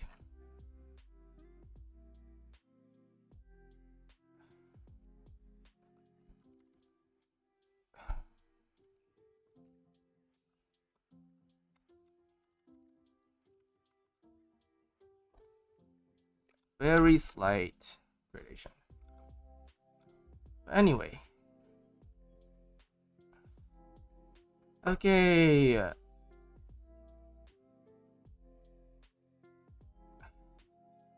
Before, after. Before, after.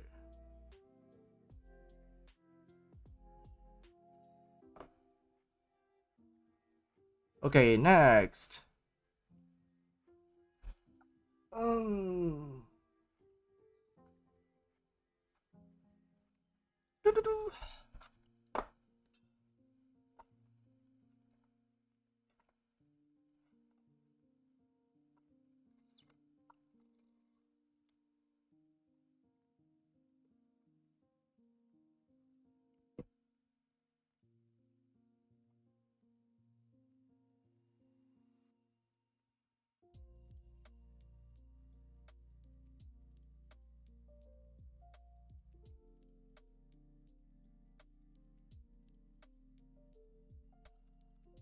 Why am I going back? I don't know. I feel like there could be something could be done more here. Let me.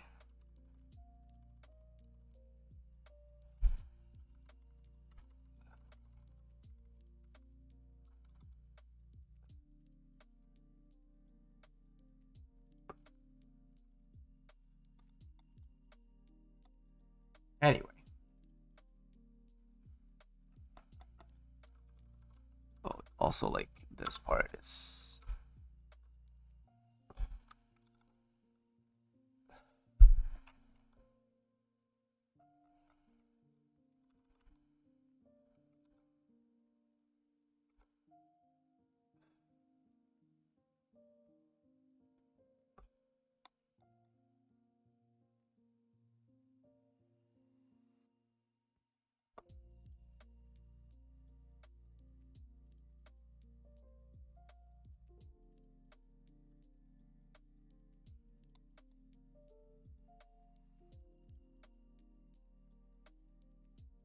Okay. No more. No more. No more.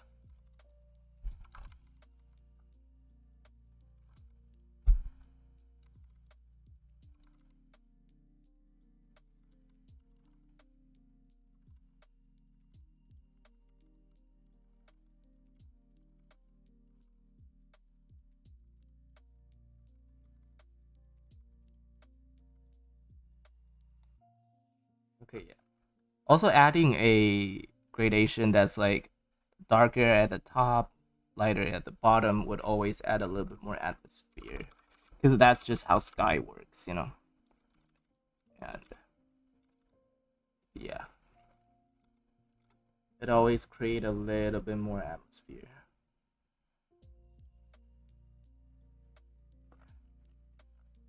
Yeah.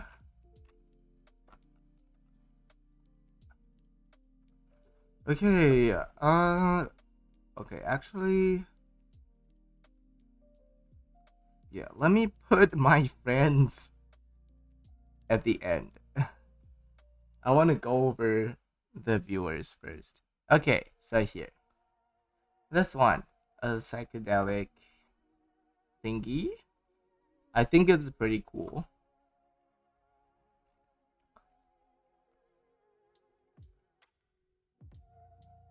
I think I know you trying to like skew the face feature a little bit to make it look, you know, I don't know, like psychedelic. But I would say it could still be a little bit more controlled. So like now it's like I wouldn't change it by a lot, but I would say like maybe a little bit here. So like, so yeah, so it looks still right, I think. I don't know.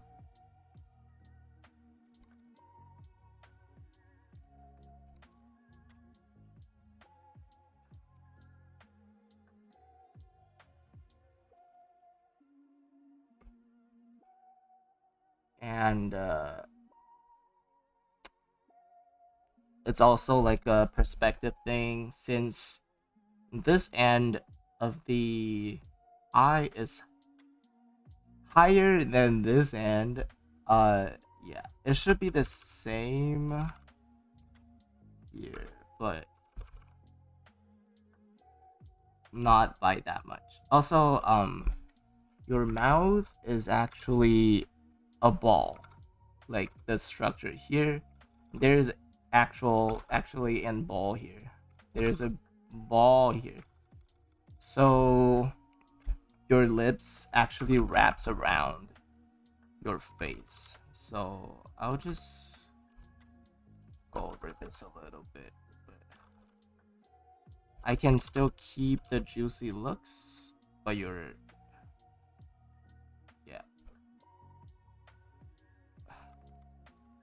but your lips might need to move a little bit.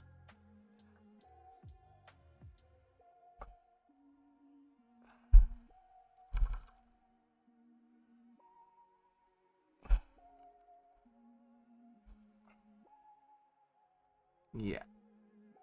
This way, it's still skewed, but it is a little bit more accurate. You know what I mean? Still, personal taste. Okay. And, yeah. I think the rendering here is a little bit slightly off. Um, it's like not matching with the plane of the face.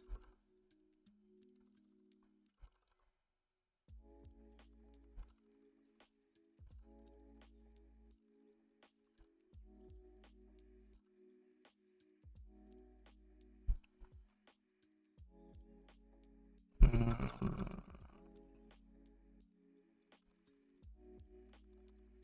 you could keep that there, but this part needs to be. I don't really know. I don't really know about this.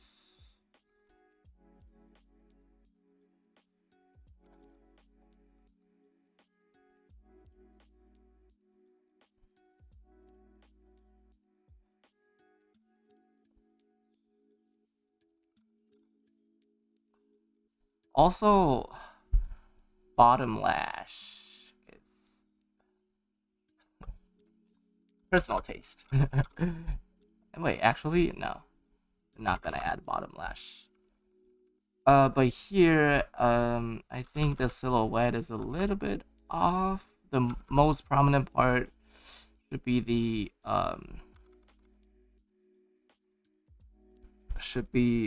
the brow bone, and then it goes in for the eye socket, and then here is sort of extrude a little bit because the fat under the eye, and then here I think is a little bit too low, but yeah, anyway. And I think here, because of the ball of the eye, of the face,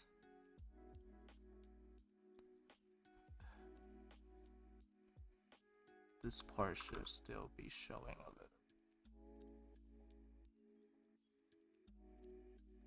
Now it looks more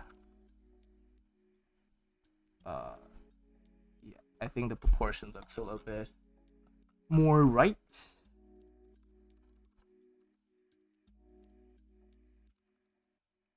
And I wouldn't place the highlight here. I think the halftone should be here. Again, it's like planes of the face thing. I would like to make it super prominent.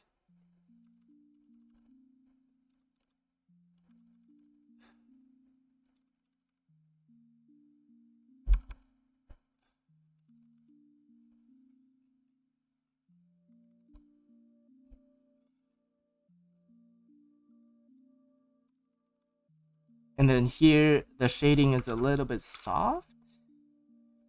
But yeah. I think the line quality is okay. And I don't know if it's on purpose that you didn't add I think I don't know. I'll add it. I think it looks more satisfying, but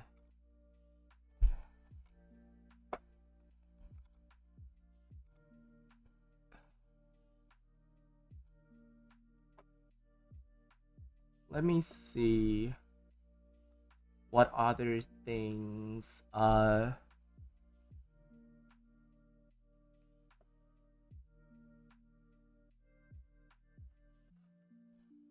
yeah. And oh yeah. The way you render the hair is a little bit too fragmented. Like I don't mind the spikiness of the hair. But I think now you're rendering them too individually, not as a whole form. So I would like to like group them together. It'll be a lot more efficient. And uh for the for the how do you call them? Like the is it ja- the zigzaggy shape, you can still just like cut your highlight a little bit more, you know? And then you'll get the really similar result. But still keeping everything more harmonized. And here, not really seeing why there's two highlights, but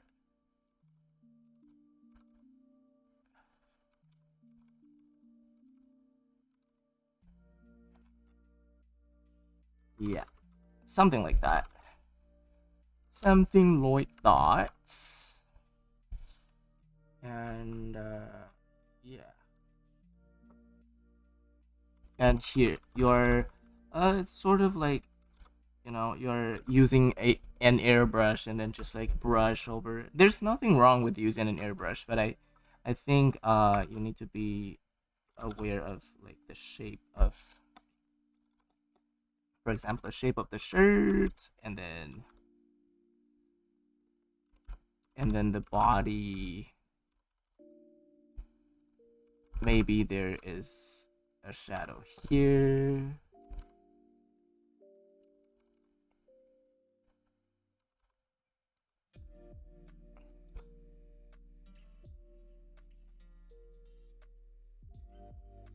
You know.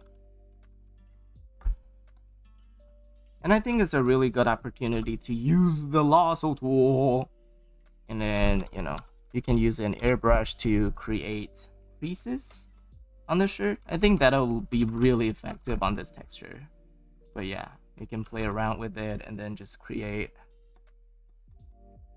these really cool texture on the shirt. I think it's really, yeah, I think it's worth doing.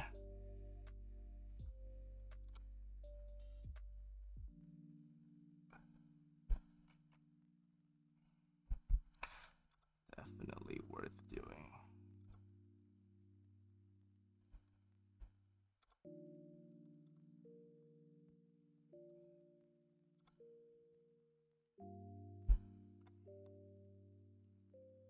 But yeah.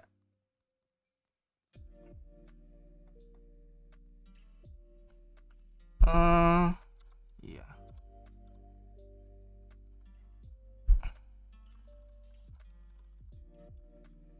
I use the airbrush too. there's nothing wrong with using an airbrush. And then the hand, yeah, I think the hand could be improved a little bit. Yeah, the hand need a better reference, but I think the biggest problem here is the thumb. It's not where it's supposed to be. Here.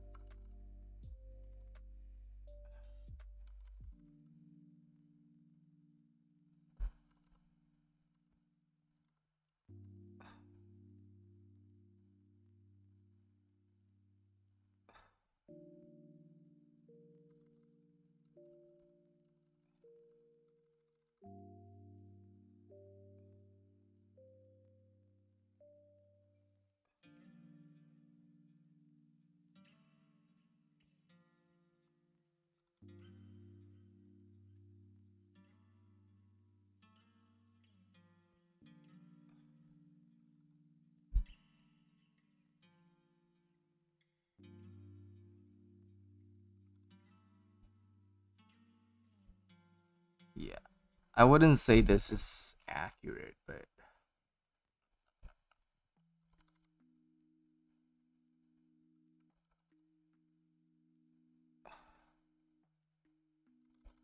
something like that.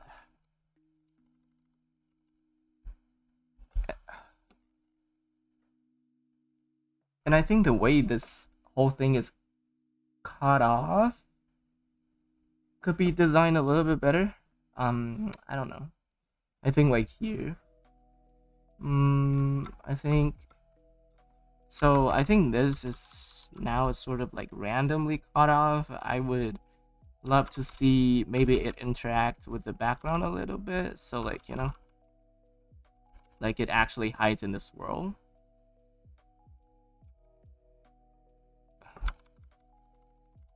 And here, like, why stop here when you can, where you can just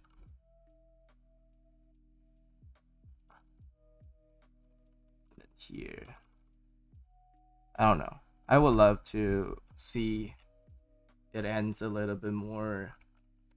Also here, like why I don't know why this ends here, but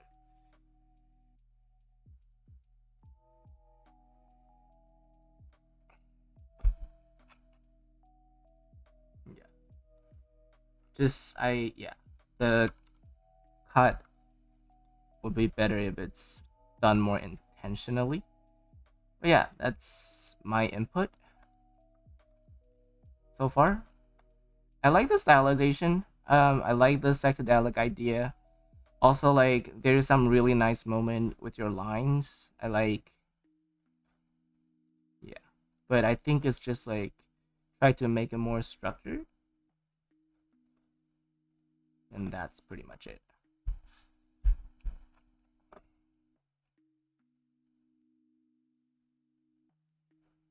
Okay, before, after.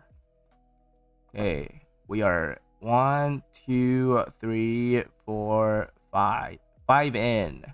I love doing paintovers. I think it's it helps me too. I improve a lot. Why am I sitting like a gremlin? Oh my goodness.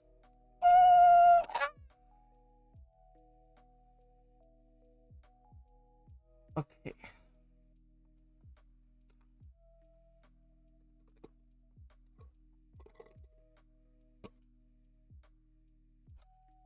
This one. This one. Okay. This one is. I think it's in. Okay. I think the anatomy is a little bit off, but I think that'll be a easy fix. But first, let me do one thing. So again, a color layer to check on your values. You can see how like the dress, the hand, and the bicycle is disappearing into the background. And usually you want your main character to stand out, right? And the I think the value could be planned a little bit better. So what I will do, let's fix the drawing a little bit first. So let me see. Let's fix the drawing a little bit. A little bit. A little bit. Okay.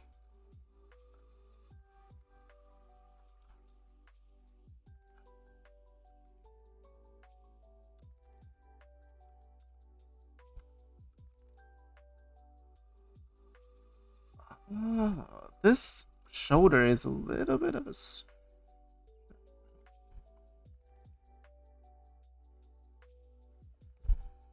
I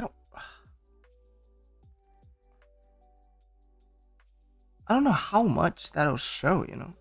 Okay, if it's actually going backwards, I would... Yeah, I think it should be more like...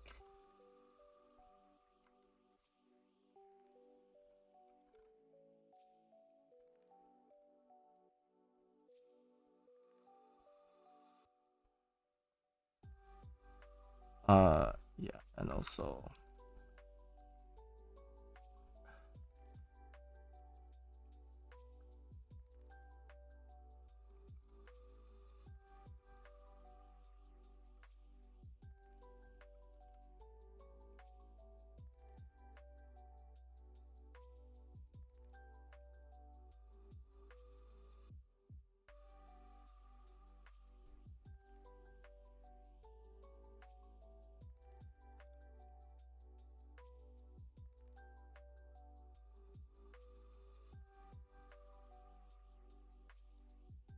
Okay, and then I think one of the problem is the arms are a little bit too they're too like sticky in a way. I'm not seeing any like anatomy structure, which is fine. It could be fine, but even if you're doing a flatter style, I think the arms could be designed a little bit better. So like the shapes. So okay, if we are keeping the silhouette.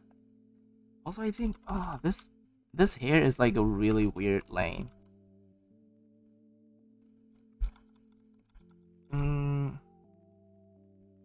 Okay, let's keep it this way first.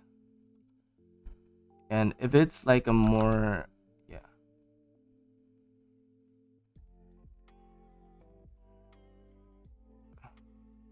Also like, yeah, some gravity.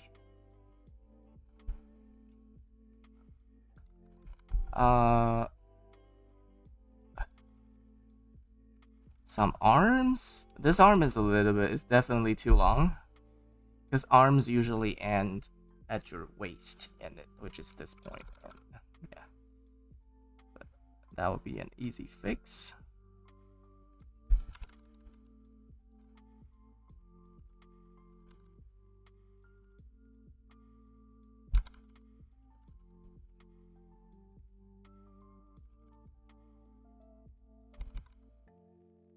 And the hand.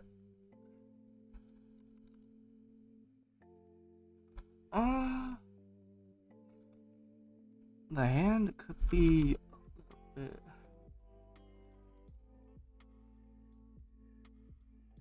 Yeah, I think the palm needs to be, because the palm is actually not that long.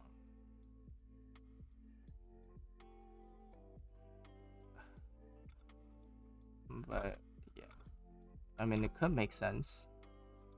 We put a little bit of something in it.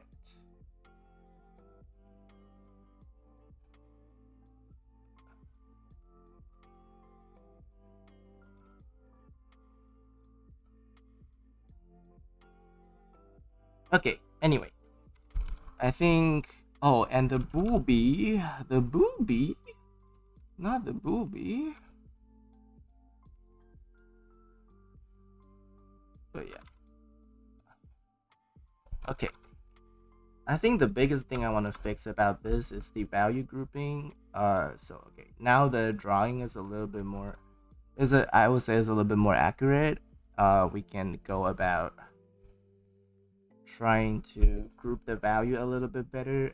So what I'm going to do is I'm going to use a multiply layer and then, okay, so it's a sunset, right? I would make the shadow a little bit more purpley.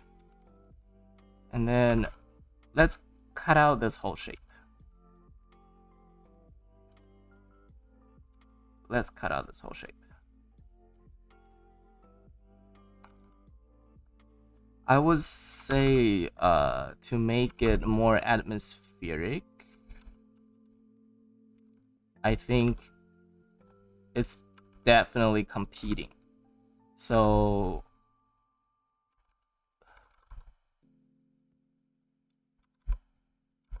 think about each element in the scene as simple shadow shapes, shadow blocks. And then you guys can then plan to like change them a lot easier.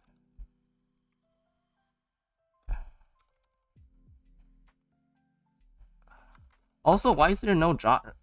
Why is there no drop shadow? It's such a strong light source.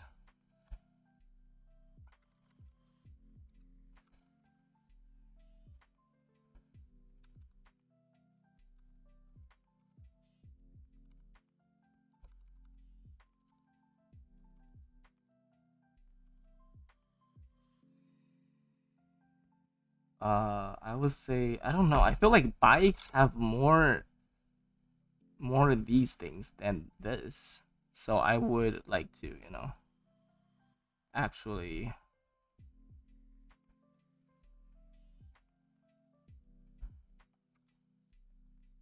yeah.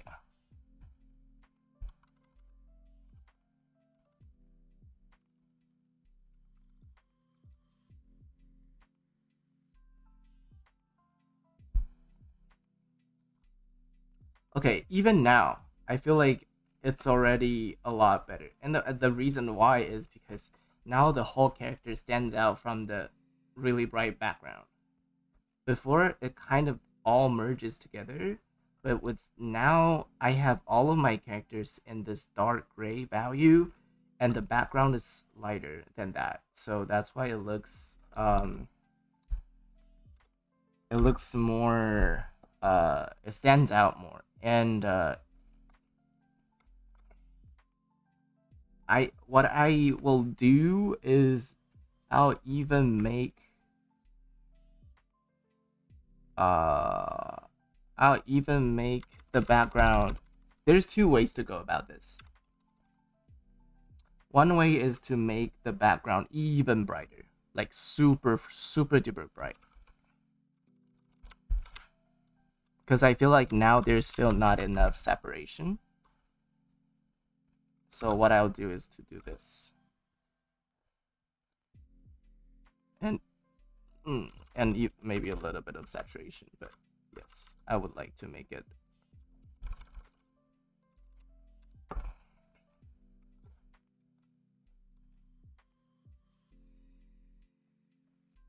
more atmospheric. Maybe it's a little bit too pushed forward, but yeah, make it golden, like golden. And if you want to keep the brightest right there, go ahead.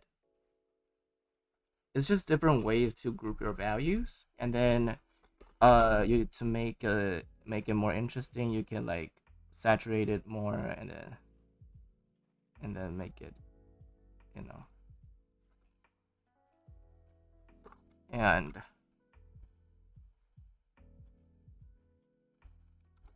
yeah. And for the drop shadow, it'll be really long because it's this hour, you know? So it's actually it's pretty easy to fake because it's such long shadow. You just drag it on with the perspective.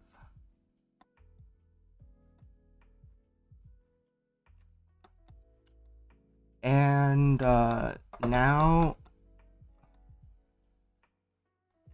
I think compositionally is already a better image.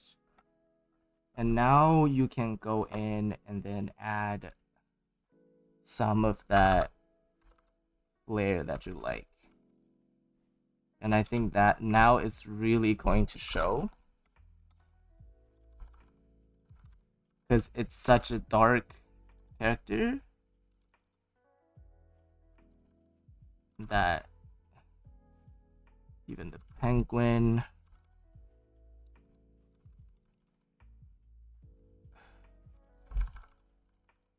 even here, could use a little bit.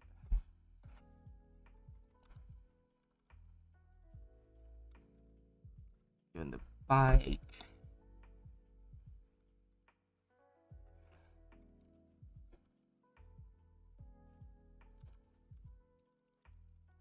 Yeah.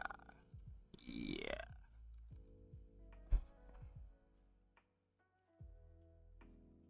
Yeah, I think the value is a lot more.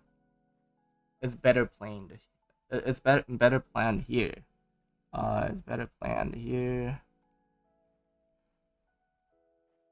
Yeah, this is one way. This is one way to group it, and there's actually a second way. So, a second way to group it is, so instead of making the background super bright, we make the background overall a little bit darker.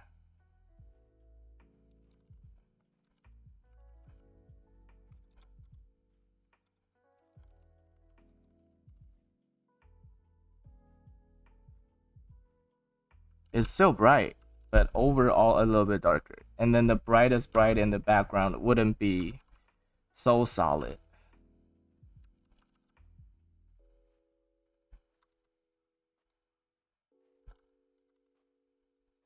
And then we put the brightest bright. And then we put the brightest bright on the character. This is the second way of planning this. So what you can do is you can really just go in with the super stylized to make the character stand out, you know. And I think this is one of the ways that I usually do value grouping to really make the character stand out. And it's super effective. It's super duper effective. And it's almost always used in, you know, in like character illustrations, because it's like the most effective way to make things stand out. But yeah, this is the second way. So we have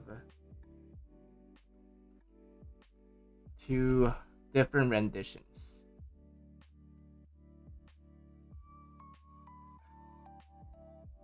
And yeah, I hope that was helpful. Oh yeah, and then maybe still like a little bit of specular highlight would be nice, yeah. Just a little bit, I think, yeah, just a little bit would be nice. You know, people like shiny things.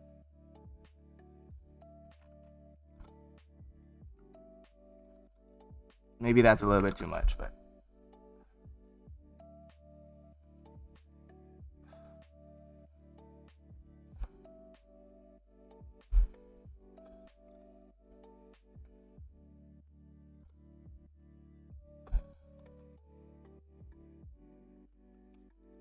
yeah,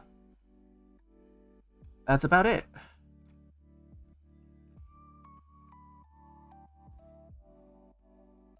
I think I was being pretty helpful.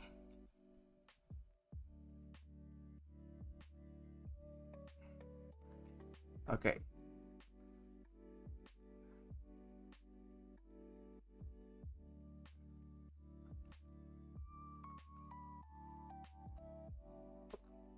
And oh yeah. Also, one trick is to make the bottom warmer because it's going to get some reflected light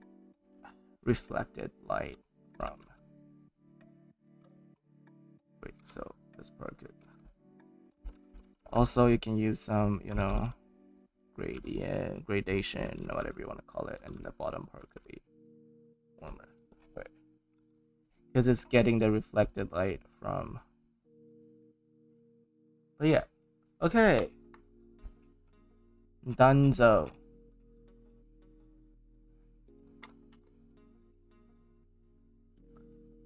I don't know. I think this part is a little bit dirty. Let me try to fix it.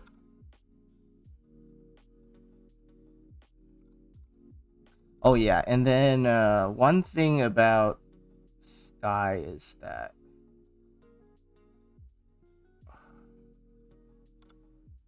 it's usually lighter at the bottom. So to like make it more accurate, I would do this. But yeah. Yeah. And for the grass, oh yeah. For the grass, I would just grab the same color and then, just do some swooshy swoosh. Let's just do some swooshy swoosh here and there, some texture, whatever, and then choo. But make sure they're following the perspective though.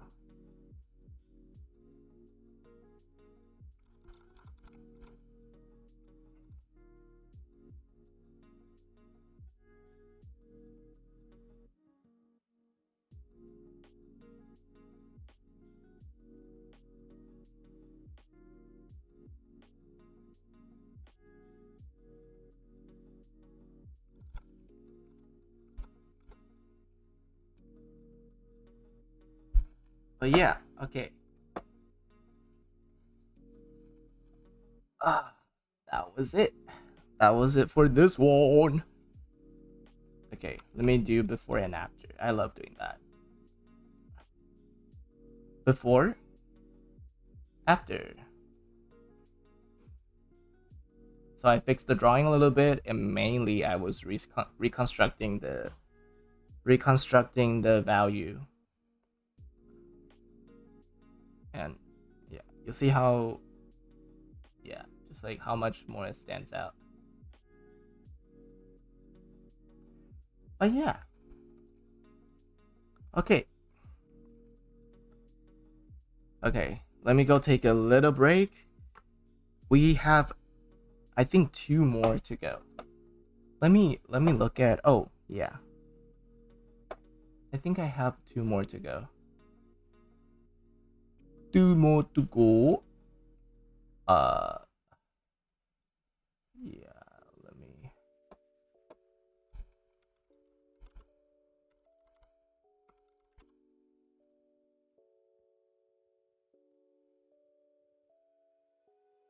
Okay. I'll be right back. Let me take a little small break.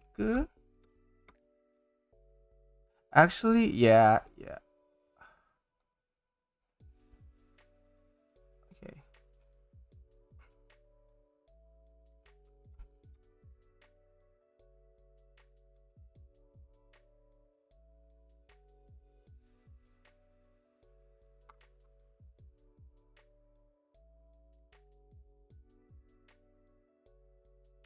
Okay. Let me write it down. Okay, I'll be BRB.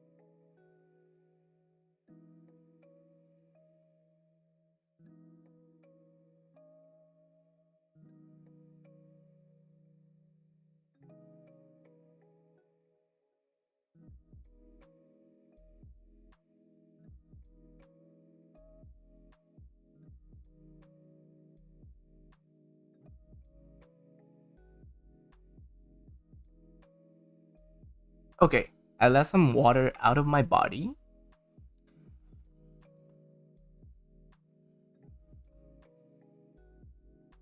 Okay, oh, let me open. Yeah, Smork. Okay, let's do Smork next.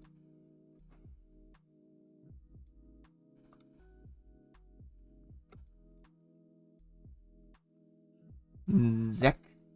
Zek or Z? I think it's a C. So, Zek. The Bando Bandit. Okay. Uh,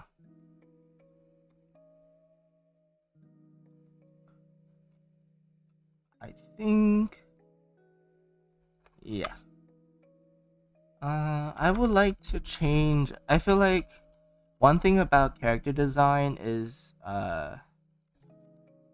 your symmetry either has to be super um like super intentional, or it's better to like try to avoid it a little bit. I would.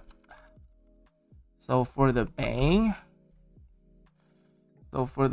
here, I would like to exaggerate, like make a make. I think this, it's still a 3, but I think it's a better 3.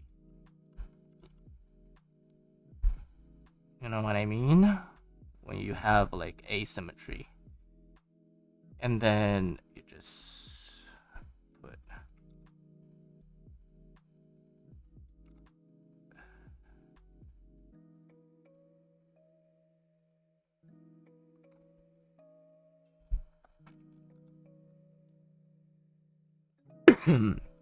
And then whenever you have something like this, it's always good to add a little bit of that.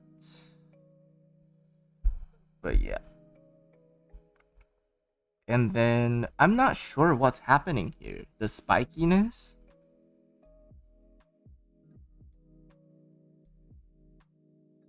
I'm not sure what's happening with the hair, but again, there's a lot of like repetition of the same length. So like to try to make it more interesting, I would like to like break it up a little bit. So maybe have more variation. They're still like spiky. But I would love to see some more variation when it comes to the curvature, the distance between the spikes, and yeah.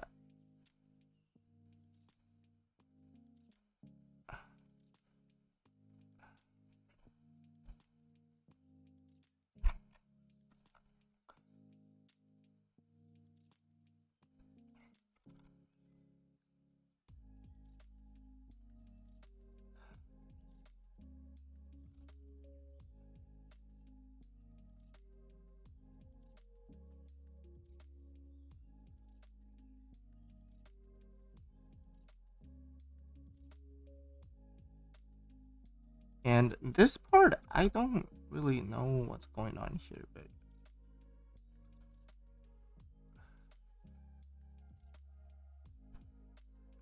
yeah, something like this. Just a little bit more,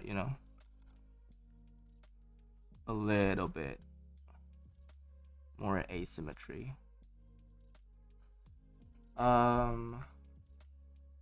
Yeah. So what I did was the 3. I make it. I made it asymmetrical. So be careful. Let's.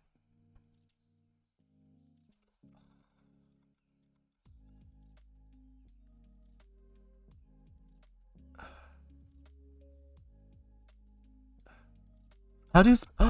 I'm so dumb. How do you spell?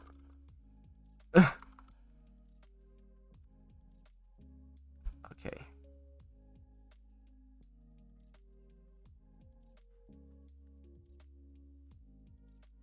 Okay.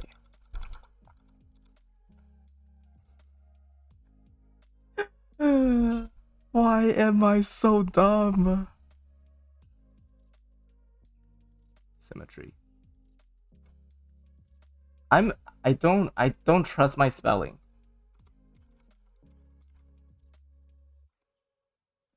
Okay.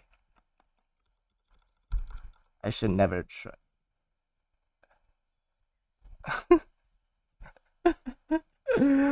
I can't spell today. Okay, okay. Okay. I was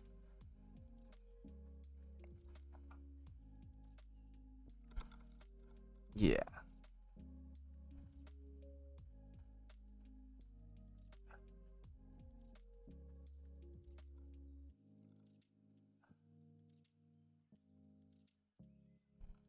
Anyway, that was embarrassing.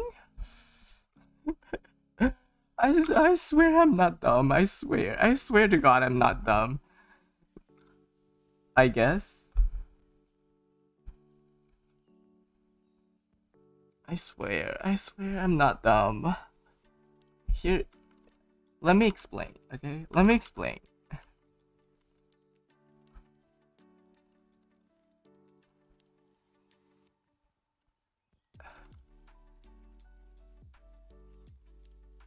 Let me. Why? Why am I dumb? I swear I'm not dumb.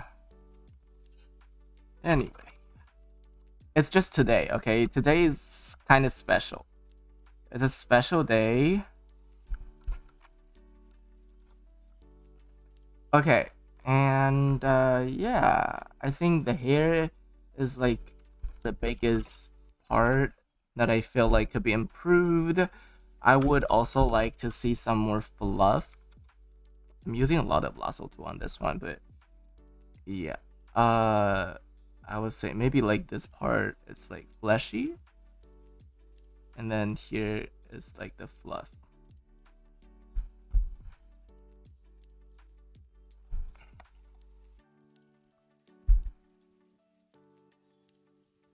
And then here can come the other side of the ear.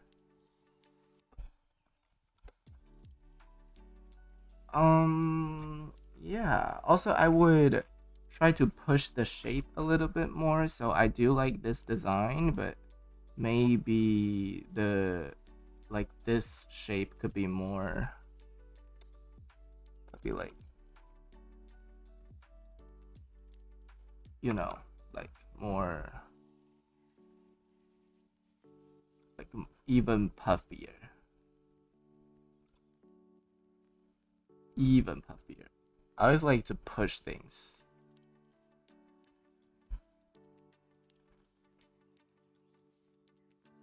To have this.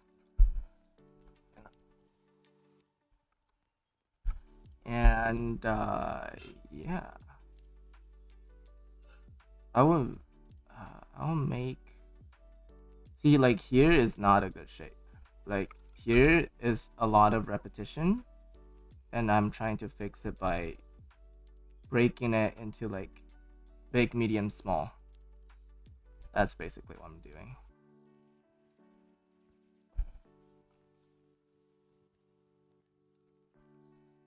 You can't go wrong with big, medium, small. And then here, I feel like the shoulder here is a little bit. It's a little bit.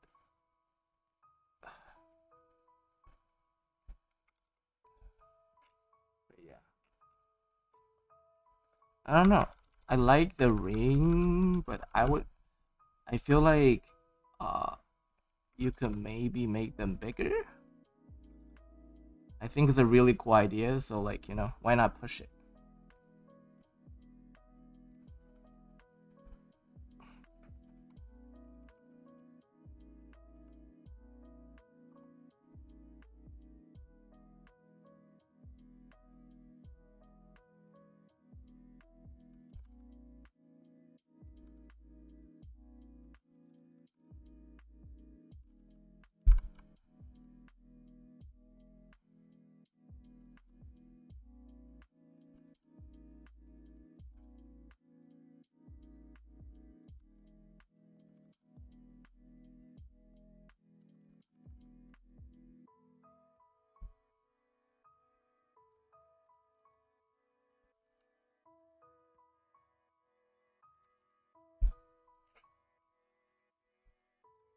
Also, this part is facing the pants, so it should be reflecting a little bit of that.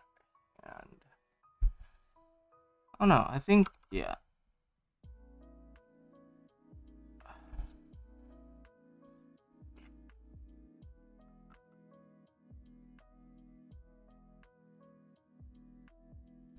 Well, actually no. Yeah, I think the small shape could be nice.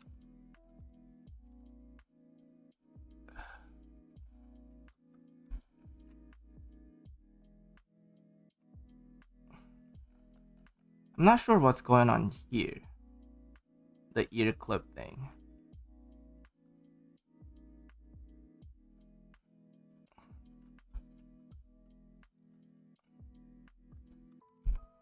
But yeah. I like the pants. Uh I mean, if he's a bandit, I feel like there could be something more.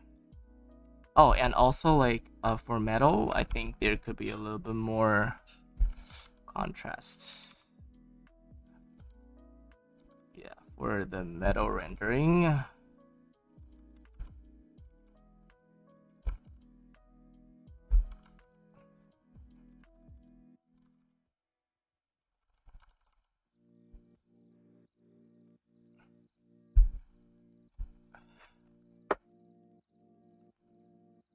And yeah, there will still be some anatomy on Yordle people, so maybe bring that in a little bit.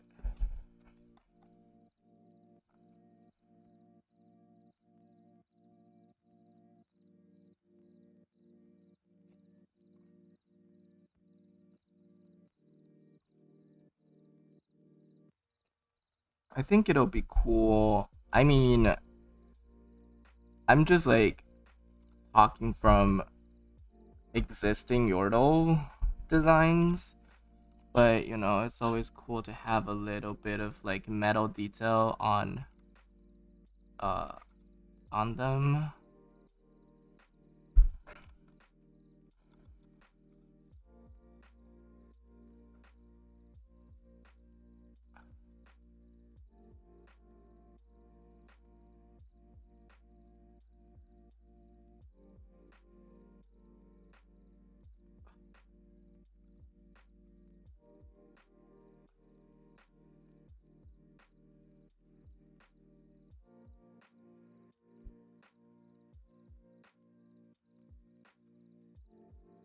Mm, and maybe some more metal detail here.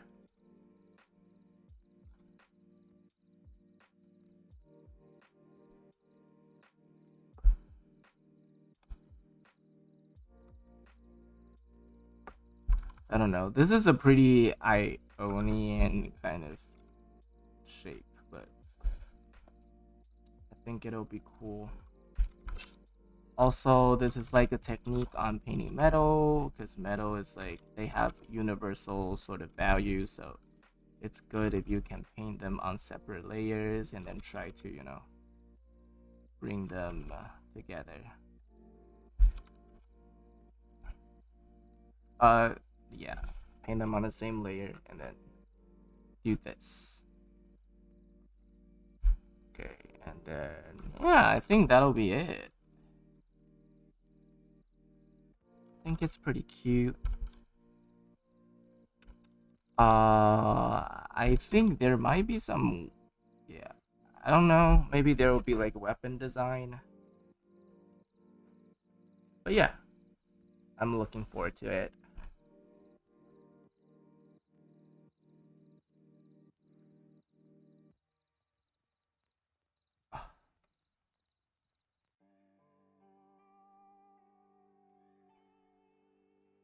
Okay, I think that's it. So like less symmetry on the hair, especially this part.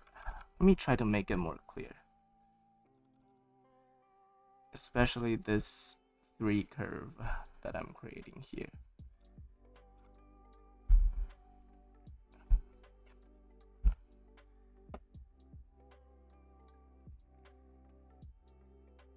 Yeah.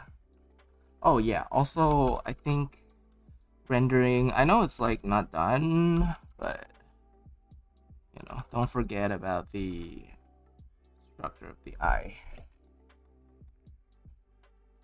because it does add a lot to the painting.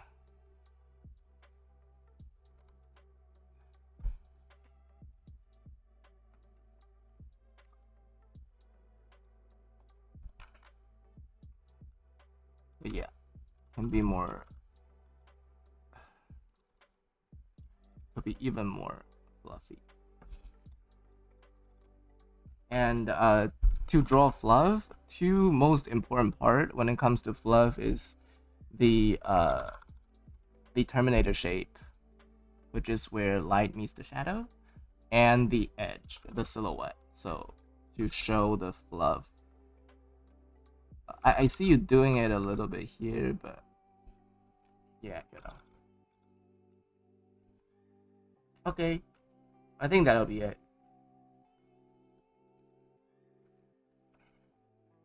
Nothing much has changed, but yeah, I don't want to like render it for you because I think that'll be lame. I don't think.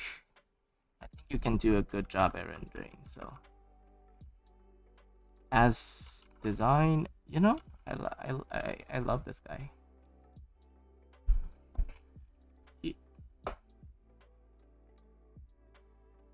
Okay, next. Okay, Smorky Smork. Smorky Smork. Oh my goodness, why is it getting so dark? Wait a second.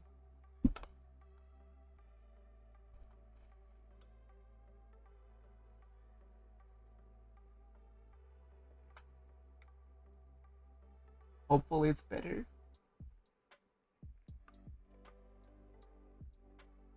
Okay. I think for this one, um, let's see what.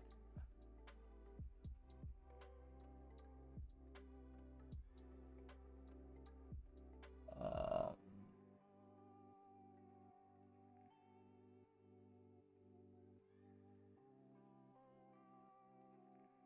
Smoke, glowing tubes. Oh, okay.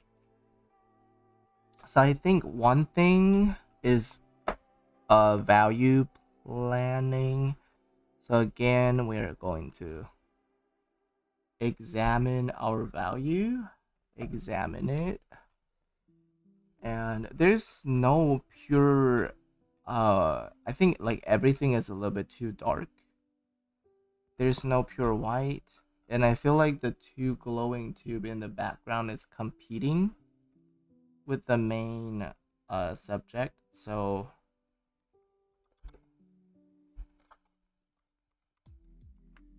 what I would like to do is to darken the background altogether. It doesn't really have to be light to show that it's glowing, if that makes sense. I think now it's better, and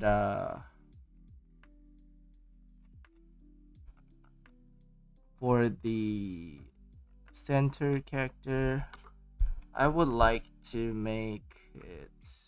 Let me adjust the curve a little bit.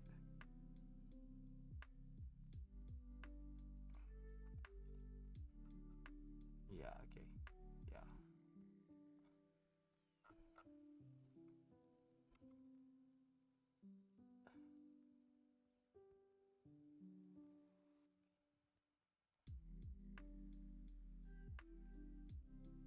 Okay.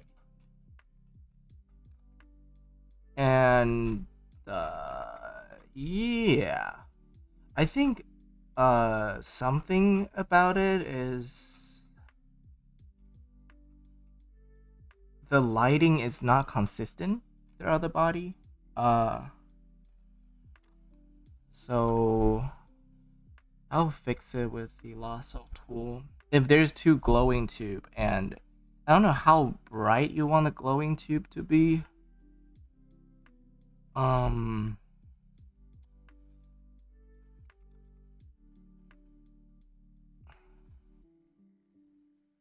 I don't really know how bright you want the glowing tube to be, but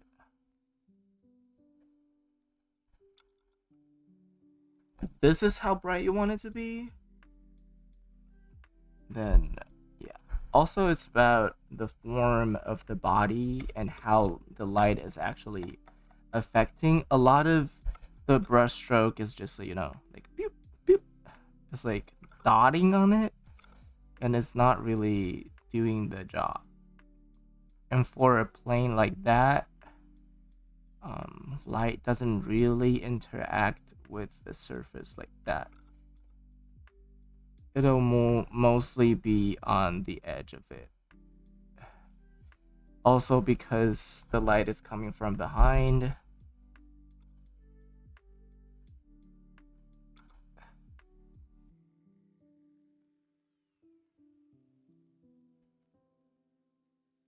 Is this the thing? Is this a finger? I don't think so. I think it's a part of the gun.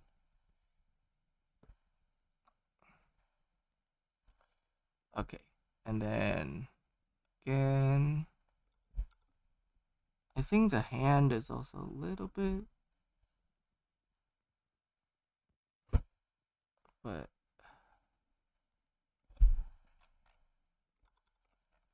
I think the hand is a little bit off, but it's okay. We'll deal with it later. And the arm, so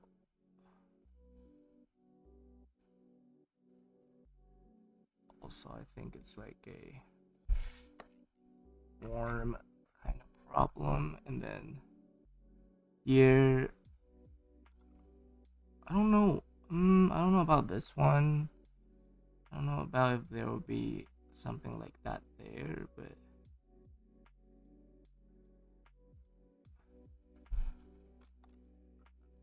yeah. I think the lighting needs to be more consistent. You need to be more confident with your light shapes. That's the biggest thing, I think, from here.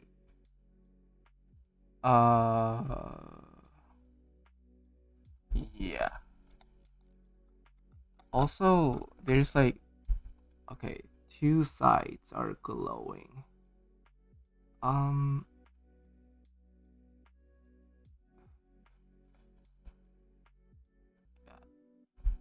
I know it's like a two side kind of. It's lit from two both sides kind of configuration.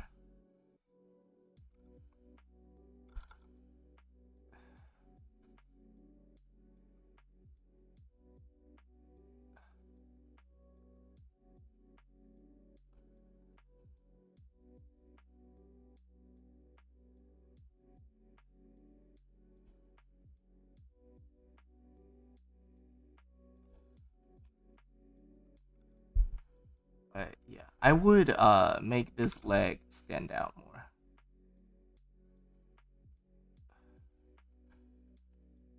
instead of make it like,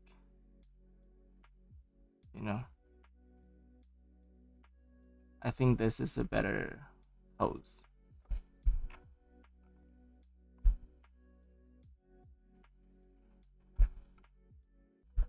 Mm, drawing wise, the torso is a little bit long, but I think it's fine.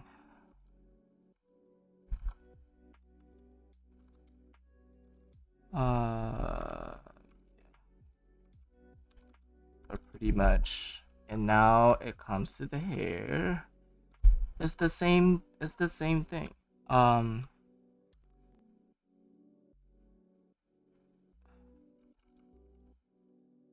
I would still use the lasso tool. Let me flatten it first. So here again, I think you're rendering things not according to the form, but more like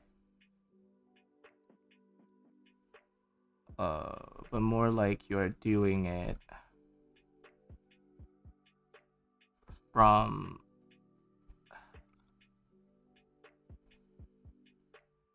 the you're almost like lighting it from the edges.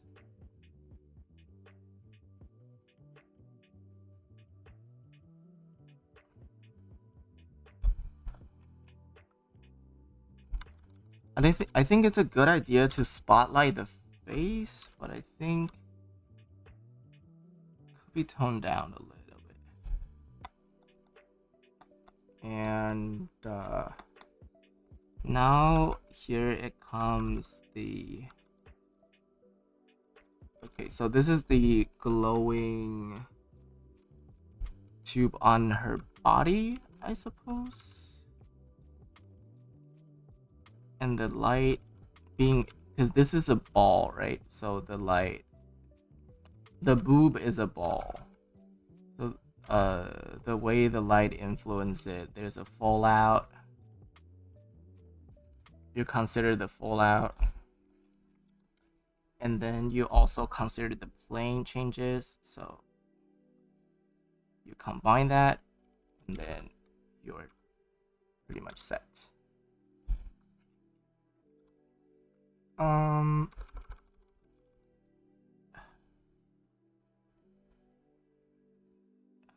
not sure about this.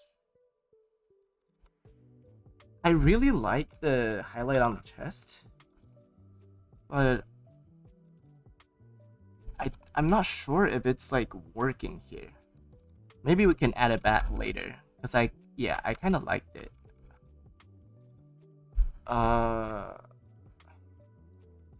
But yeah, the lighting here maybe could be.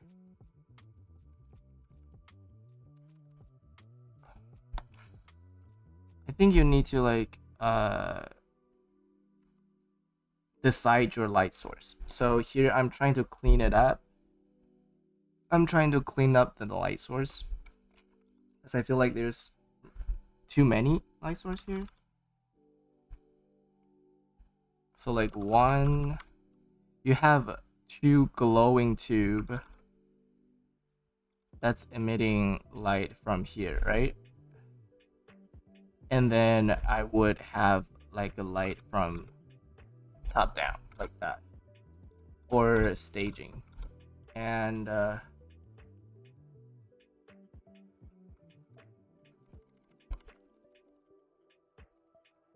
I could even tone down most of them. I think they're a little bit too bright.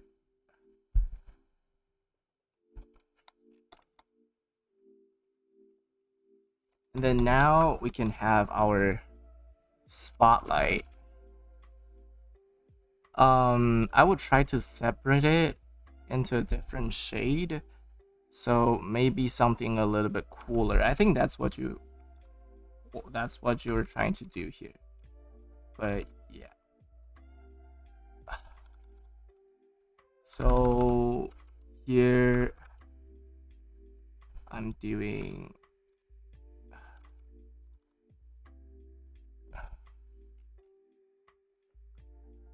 like, think about hair in shapes, not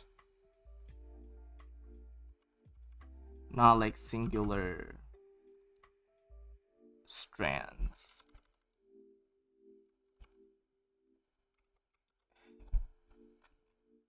And then okay. And then I think the shadow needs to be a little bit more accurate.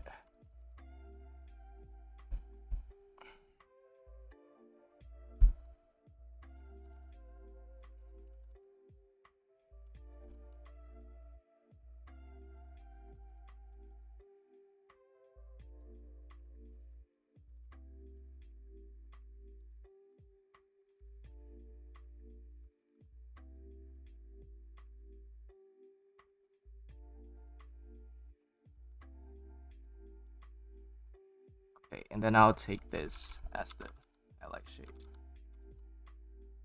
And then let's see how it'll work. And then let's bring out the light.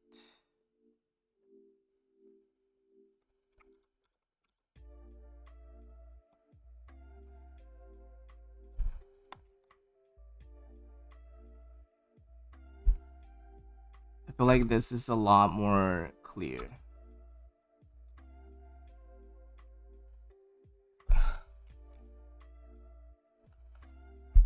And also the mask, same. The mask is on the face, so it follows the facial structure, right? So if there's a highlight on the mask, it should pretty much look like this. It should pretty much look like it's a part of the face.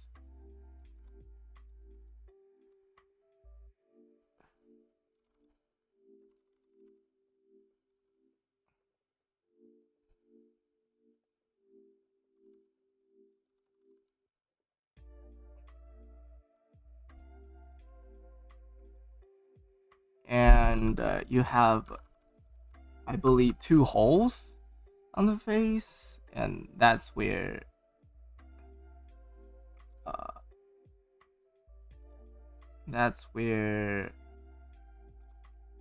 form comes in, and then you can highlight the edge a little bit to show.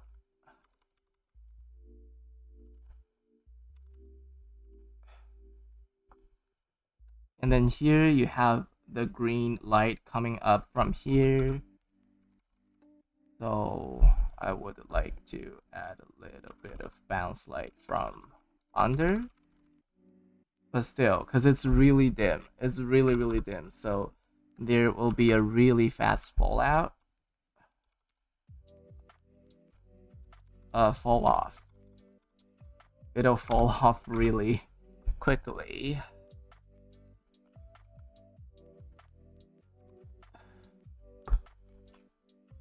And yeah.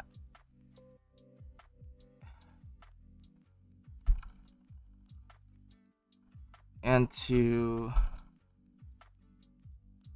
emphasize the facial features, I think there could be a little bit more emotion on her face.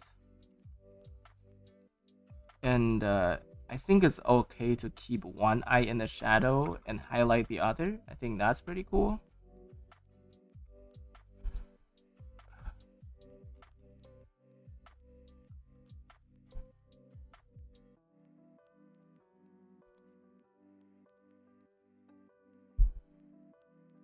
And then this eye could have, I think you had like a strand of hair or whatever here, and I think that'll work really well with it.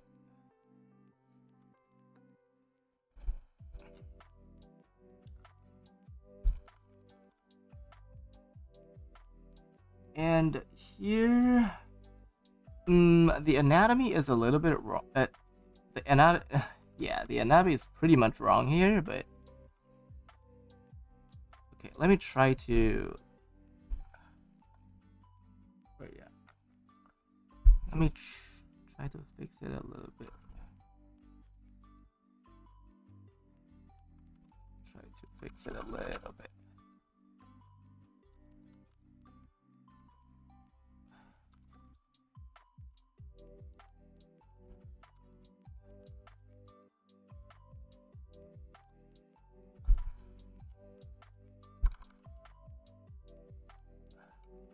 And because we have the spotlight here,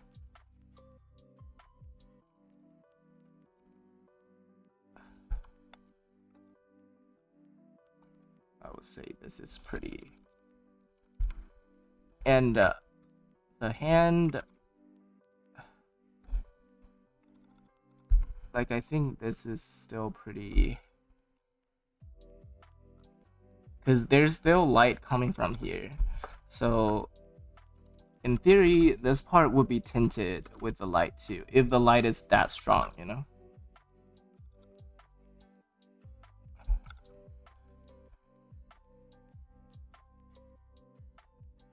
It's almost like a coloring book. You just need to like fill in the shapes.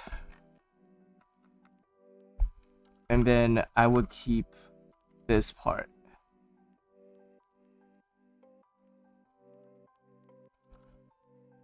Almost like the most contrasty part.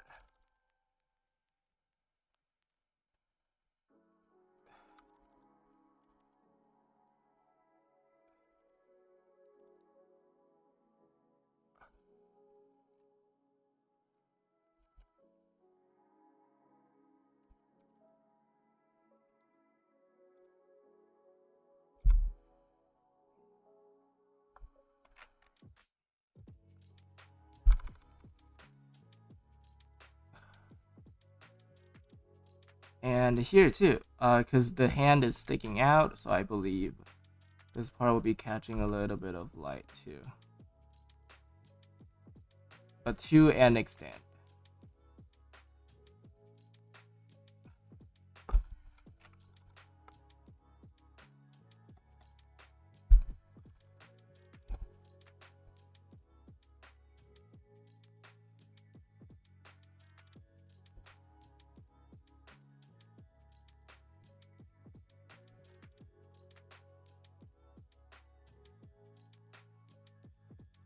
Yeah. It's good to not show the other arm. I think it's a pretty smart choice, but I would still like to see it at least a little bit, maybe in the background. I don't know, like here, maybe? Something like that. Just really simple. And then something like that, really simple.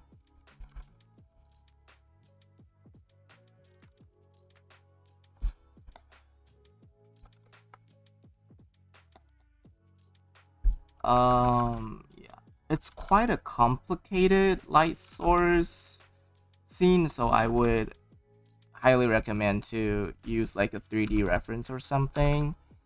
There's a really good app on both Android and Apple and iOS app store. Is called Magical Poser. It's a really easy to use sort of, yeah, it's a really easy to use 3D posing software. You can create scenes, and then yeah, it's really easy and really convenient. You can get fairly good reference from it. It's free. You can also, I did pay for the pro version, which is pretty cheap. I think it's like $7 or $8, and then you can get a really good. You can put like multiple lighting and stuff and stuff. Yeah, I think it's really worth it.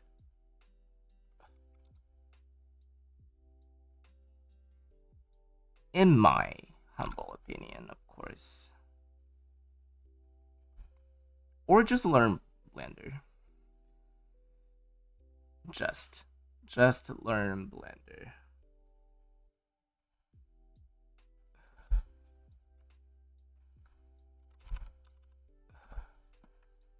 But yeah, I'm painting without a reference here, so you need to take everything with a grain of salt. But yeah, that's yeah, that's a sentence.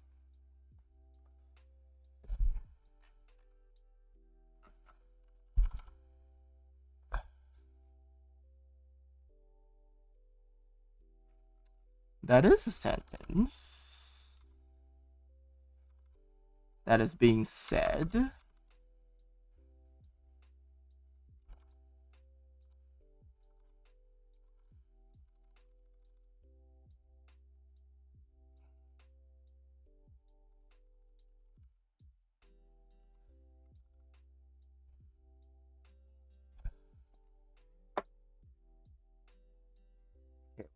before after.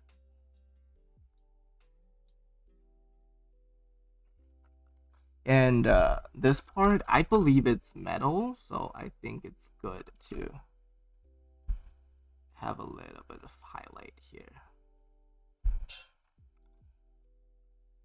And yeah, I think the shading here could be a little bit more volumetric. And also another great part to use the lasso tool. Of course, I'm exaggerating, but you get what I mean. And also, I will be using an airbrush to sort of soften everything underneath with this grayish tone, because that's what happens when there's foggy fog. Yeah, everything becomes less contrasty when there's fog. So yeah. Okay, now let's go to the glowing tube. To be honest, I would make the glowing tube much simpler. I think there's a little bit too much rendering happening in there, but also here. So because there's two tubes here, right? Two tubes. There's two tubes here, and they will reflect the light will bounce off from each other. So I think it's pretty fair to add some sort of reflection there. And then of course you can tone it down. And then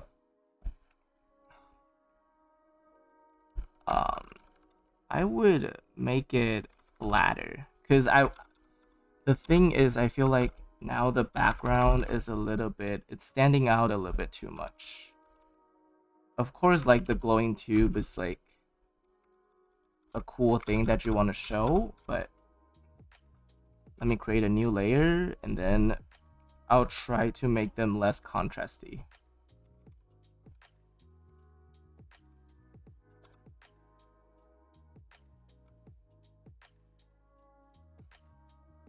So something like that.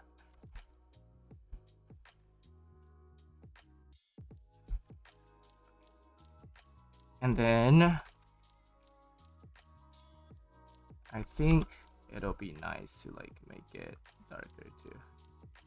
Okay, and then now what I'll do is they need to glow, right? So instead of making them brighter when it comes to value, we make it more saturated. So when it comes to the value,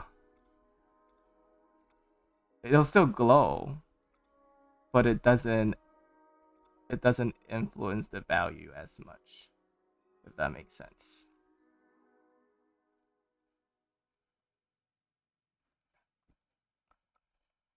Okay, and then when something leaks, yes,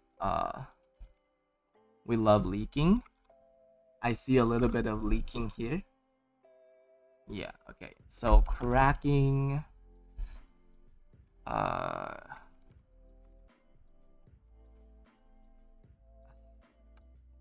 yeah, I would make a little bit of cracking.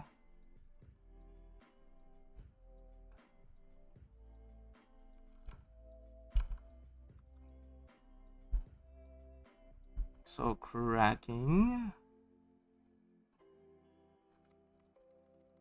And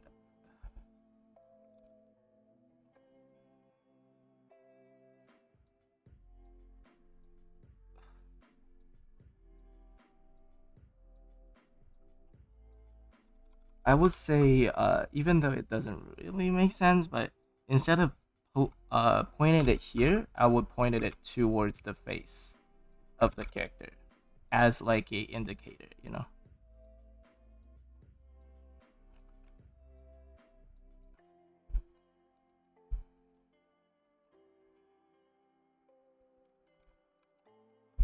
And then for smoke, I think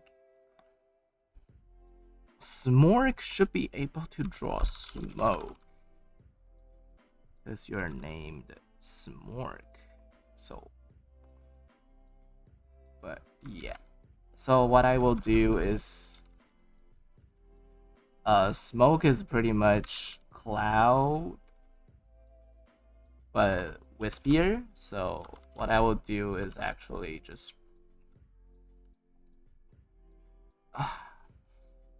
use. I prefer smoke to look a little bit more stylized. So I would like there to be a little bit of cool shapes. And what I do is basically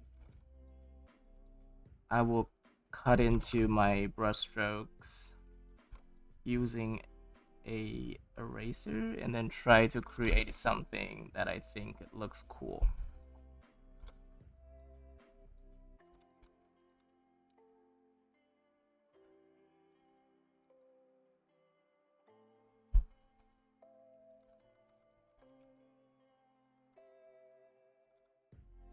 And don't forget to adjust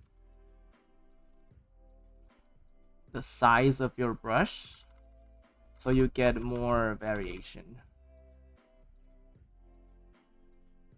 And after adding that, you can like tweak around the different shapes, different proportions, you know, try different, you know, different things.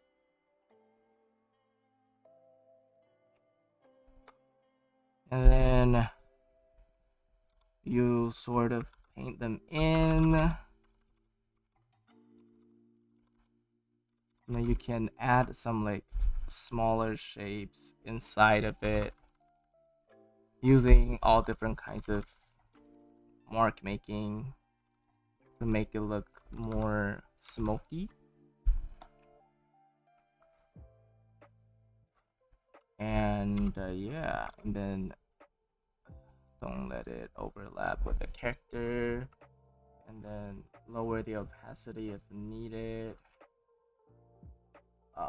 And now let's check the value again. And do you see how it's like competing? So I would like to tone it down to a point where it doesn't compete.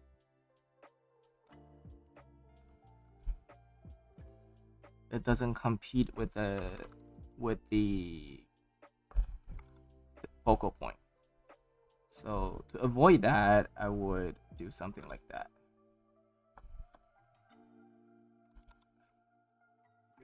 And then here in the front, of course, you could use my method there, or you can just, you know, find some cool brushes. So one brush that I really like to use for atmosphere is the default cloud brush from in Clip Studio. It just gives atmosphere really quickly, but yeah. It's giving wispy. And then now I think the full smoky effect is done. I will double check the value, and then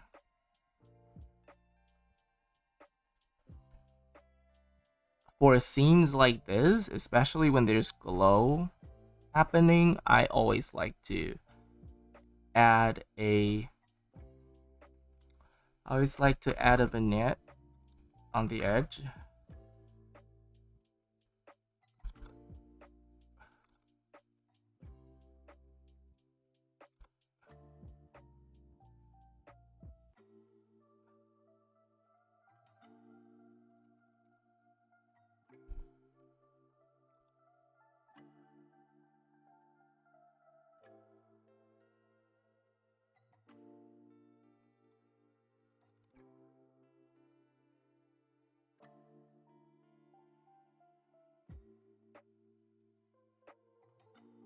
And yeah, and then maybe overlay to further separate the colder sort of light source.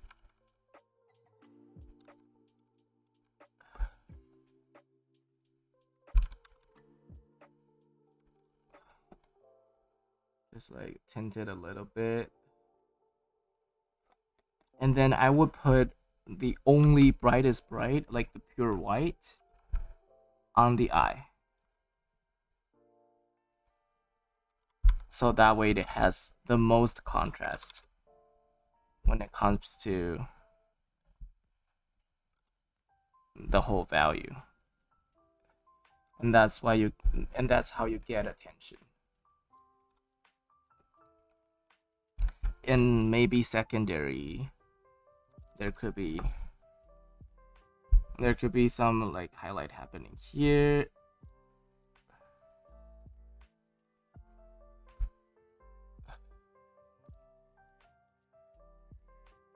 But yeah, I would like that to be my brightest highlight.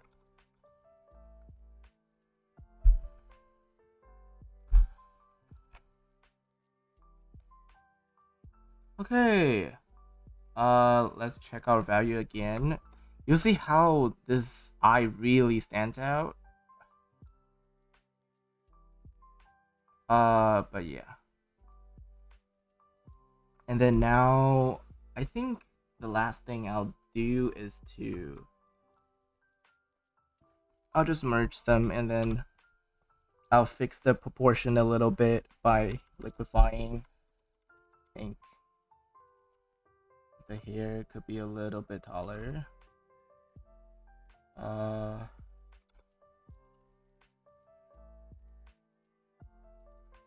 little bit puffier. I think the chin could be a little bit smaller. The arm could be definitely higher. The chest. I'm not sure about the chest being this even. Maybe this part could be lifted a little bit. Yeah. I think that would be more accurate. And then here I want to lift it too. And then here there could be more curve here.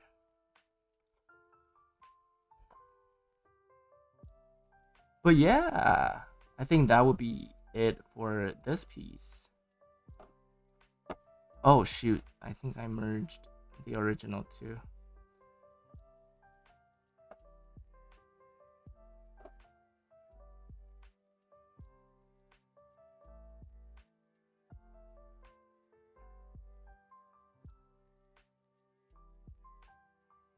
Fuck.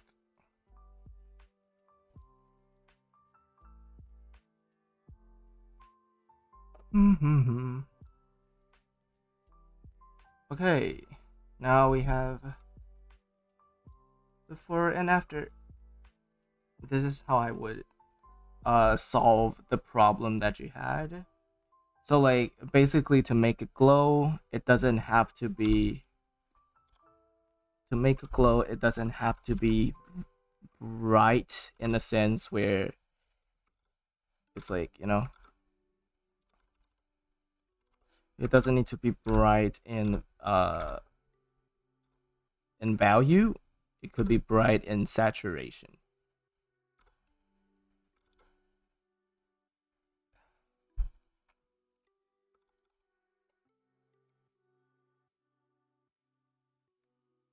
And oh yeah, I think there are some wires. Okay.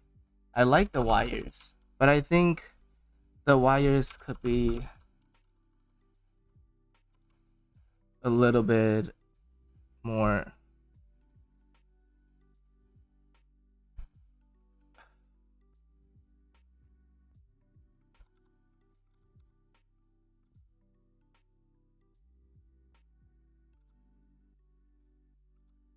I think the wires could be a little bit more. I don't know. I don't know how to say it. Carefully placed. I don't know. I like the idea of having wires. But yeah, maybe play around with the wires and then see how it goes.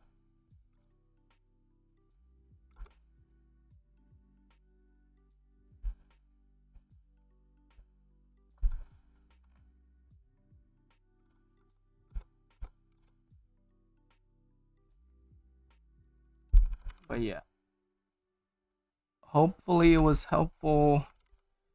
Yeah, maybe try to like curve out some. But yeah, you need to be more careful with that. Maybe the edges is a little bit softer.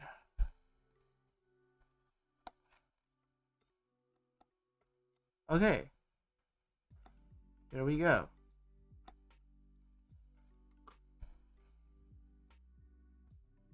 Okay, I'll come back to these two a little bit later, but here we go. Wow. All the paintovers are done.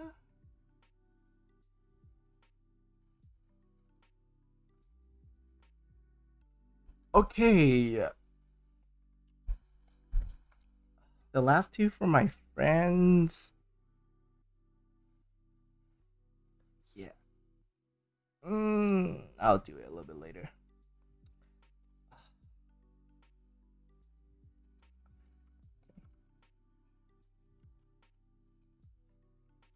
Let me take a short break.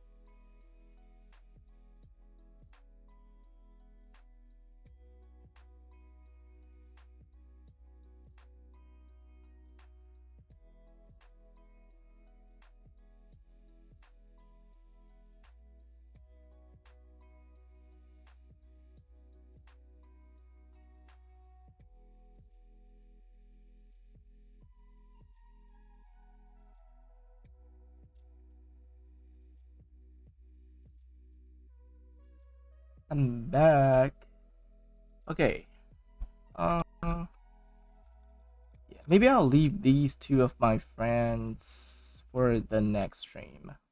I think I've done a lot. I'm running out of brain juice.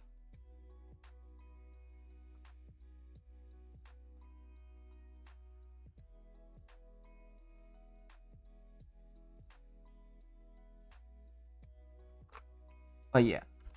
Do you guys just think I should upload?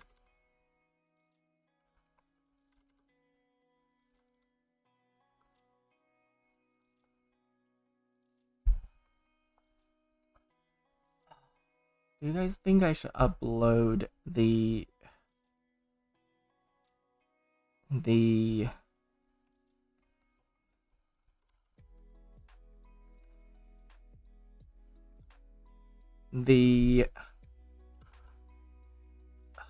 oh yeah, let me liquefy this a little bit.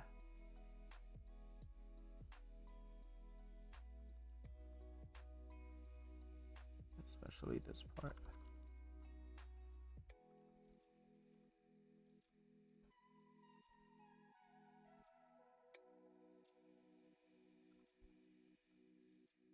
But yeah, when it comes to edges, I think I'll upload the result on Twitter too. But yeah. Maybe I'll make them into GIFs or GIFs, whatever you want to call them.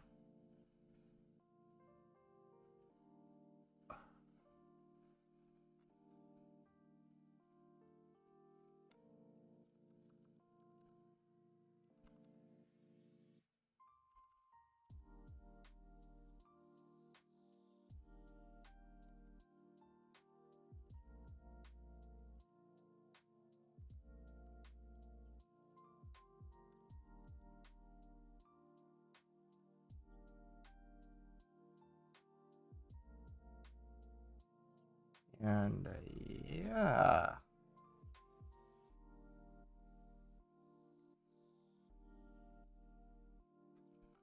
Also, I think when you're doing lashes, it's really important to remember how like lashes they like they follow the structure of the eye. And yeah. So that's that. I don't know.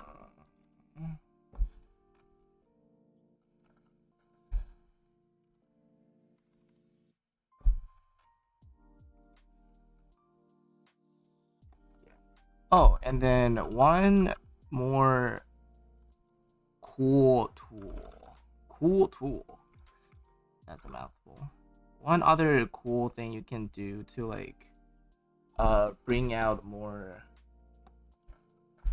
stuff for your portrait is I always like to add a color layer on top of them, and then I can just play around with the color variation and stuff to like make it pop out a little bit more. Of course, this come with like experience, like or you experimentation. Like you just have to like play around with it and then see what works the best for you. But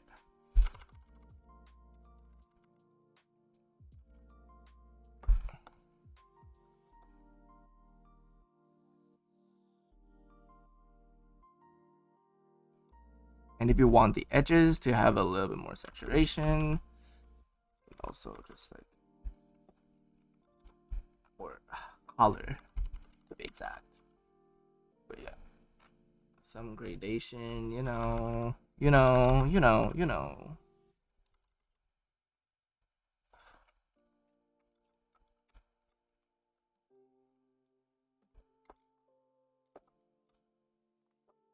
Okay. I think that'll be it for today's stream. I think that'll be it, and thank you guys so much. I think this VOD would definitely be saved. I think I checked the box to like publish the VOD. So hopefully it was helpful, and thanks for everyone that submitted. It was really fun. I love doing Paintovers because I improve from it too, and hopefully they are helpful, and yeah, that's that. Okay, um, yeah, I think I'll end the stream here, and I'll post the results um on Twitter. So thank you guys so much, and yeah, see you guys later. Bye bye. Bye bye bye bye bye bye bye bye bye bye.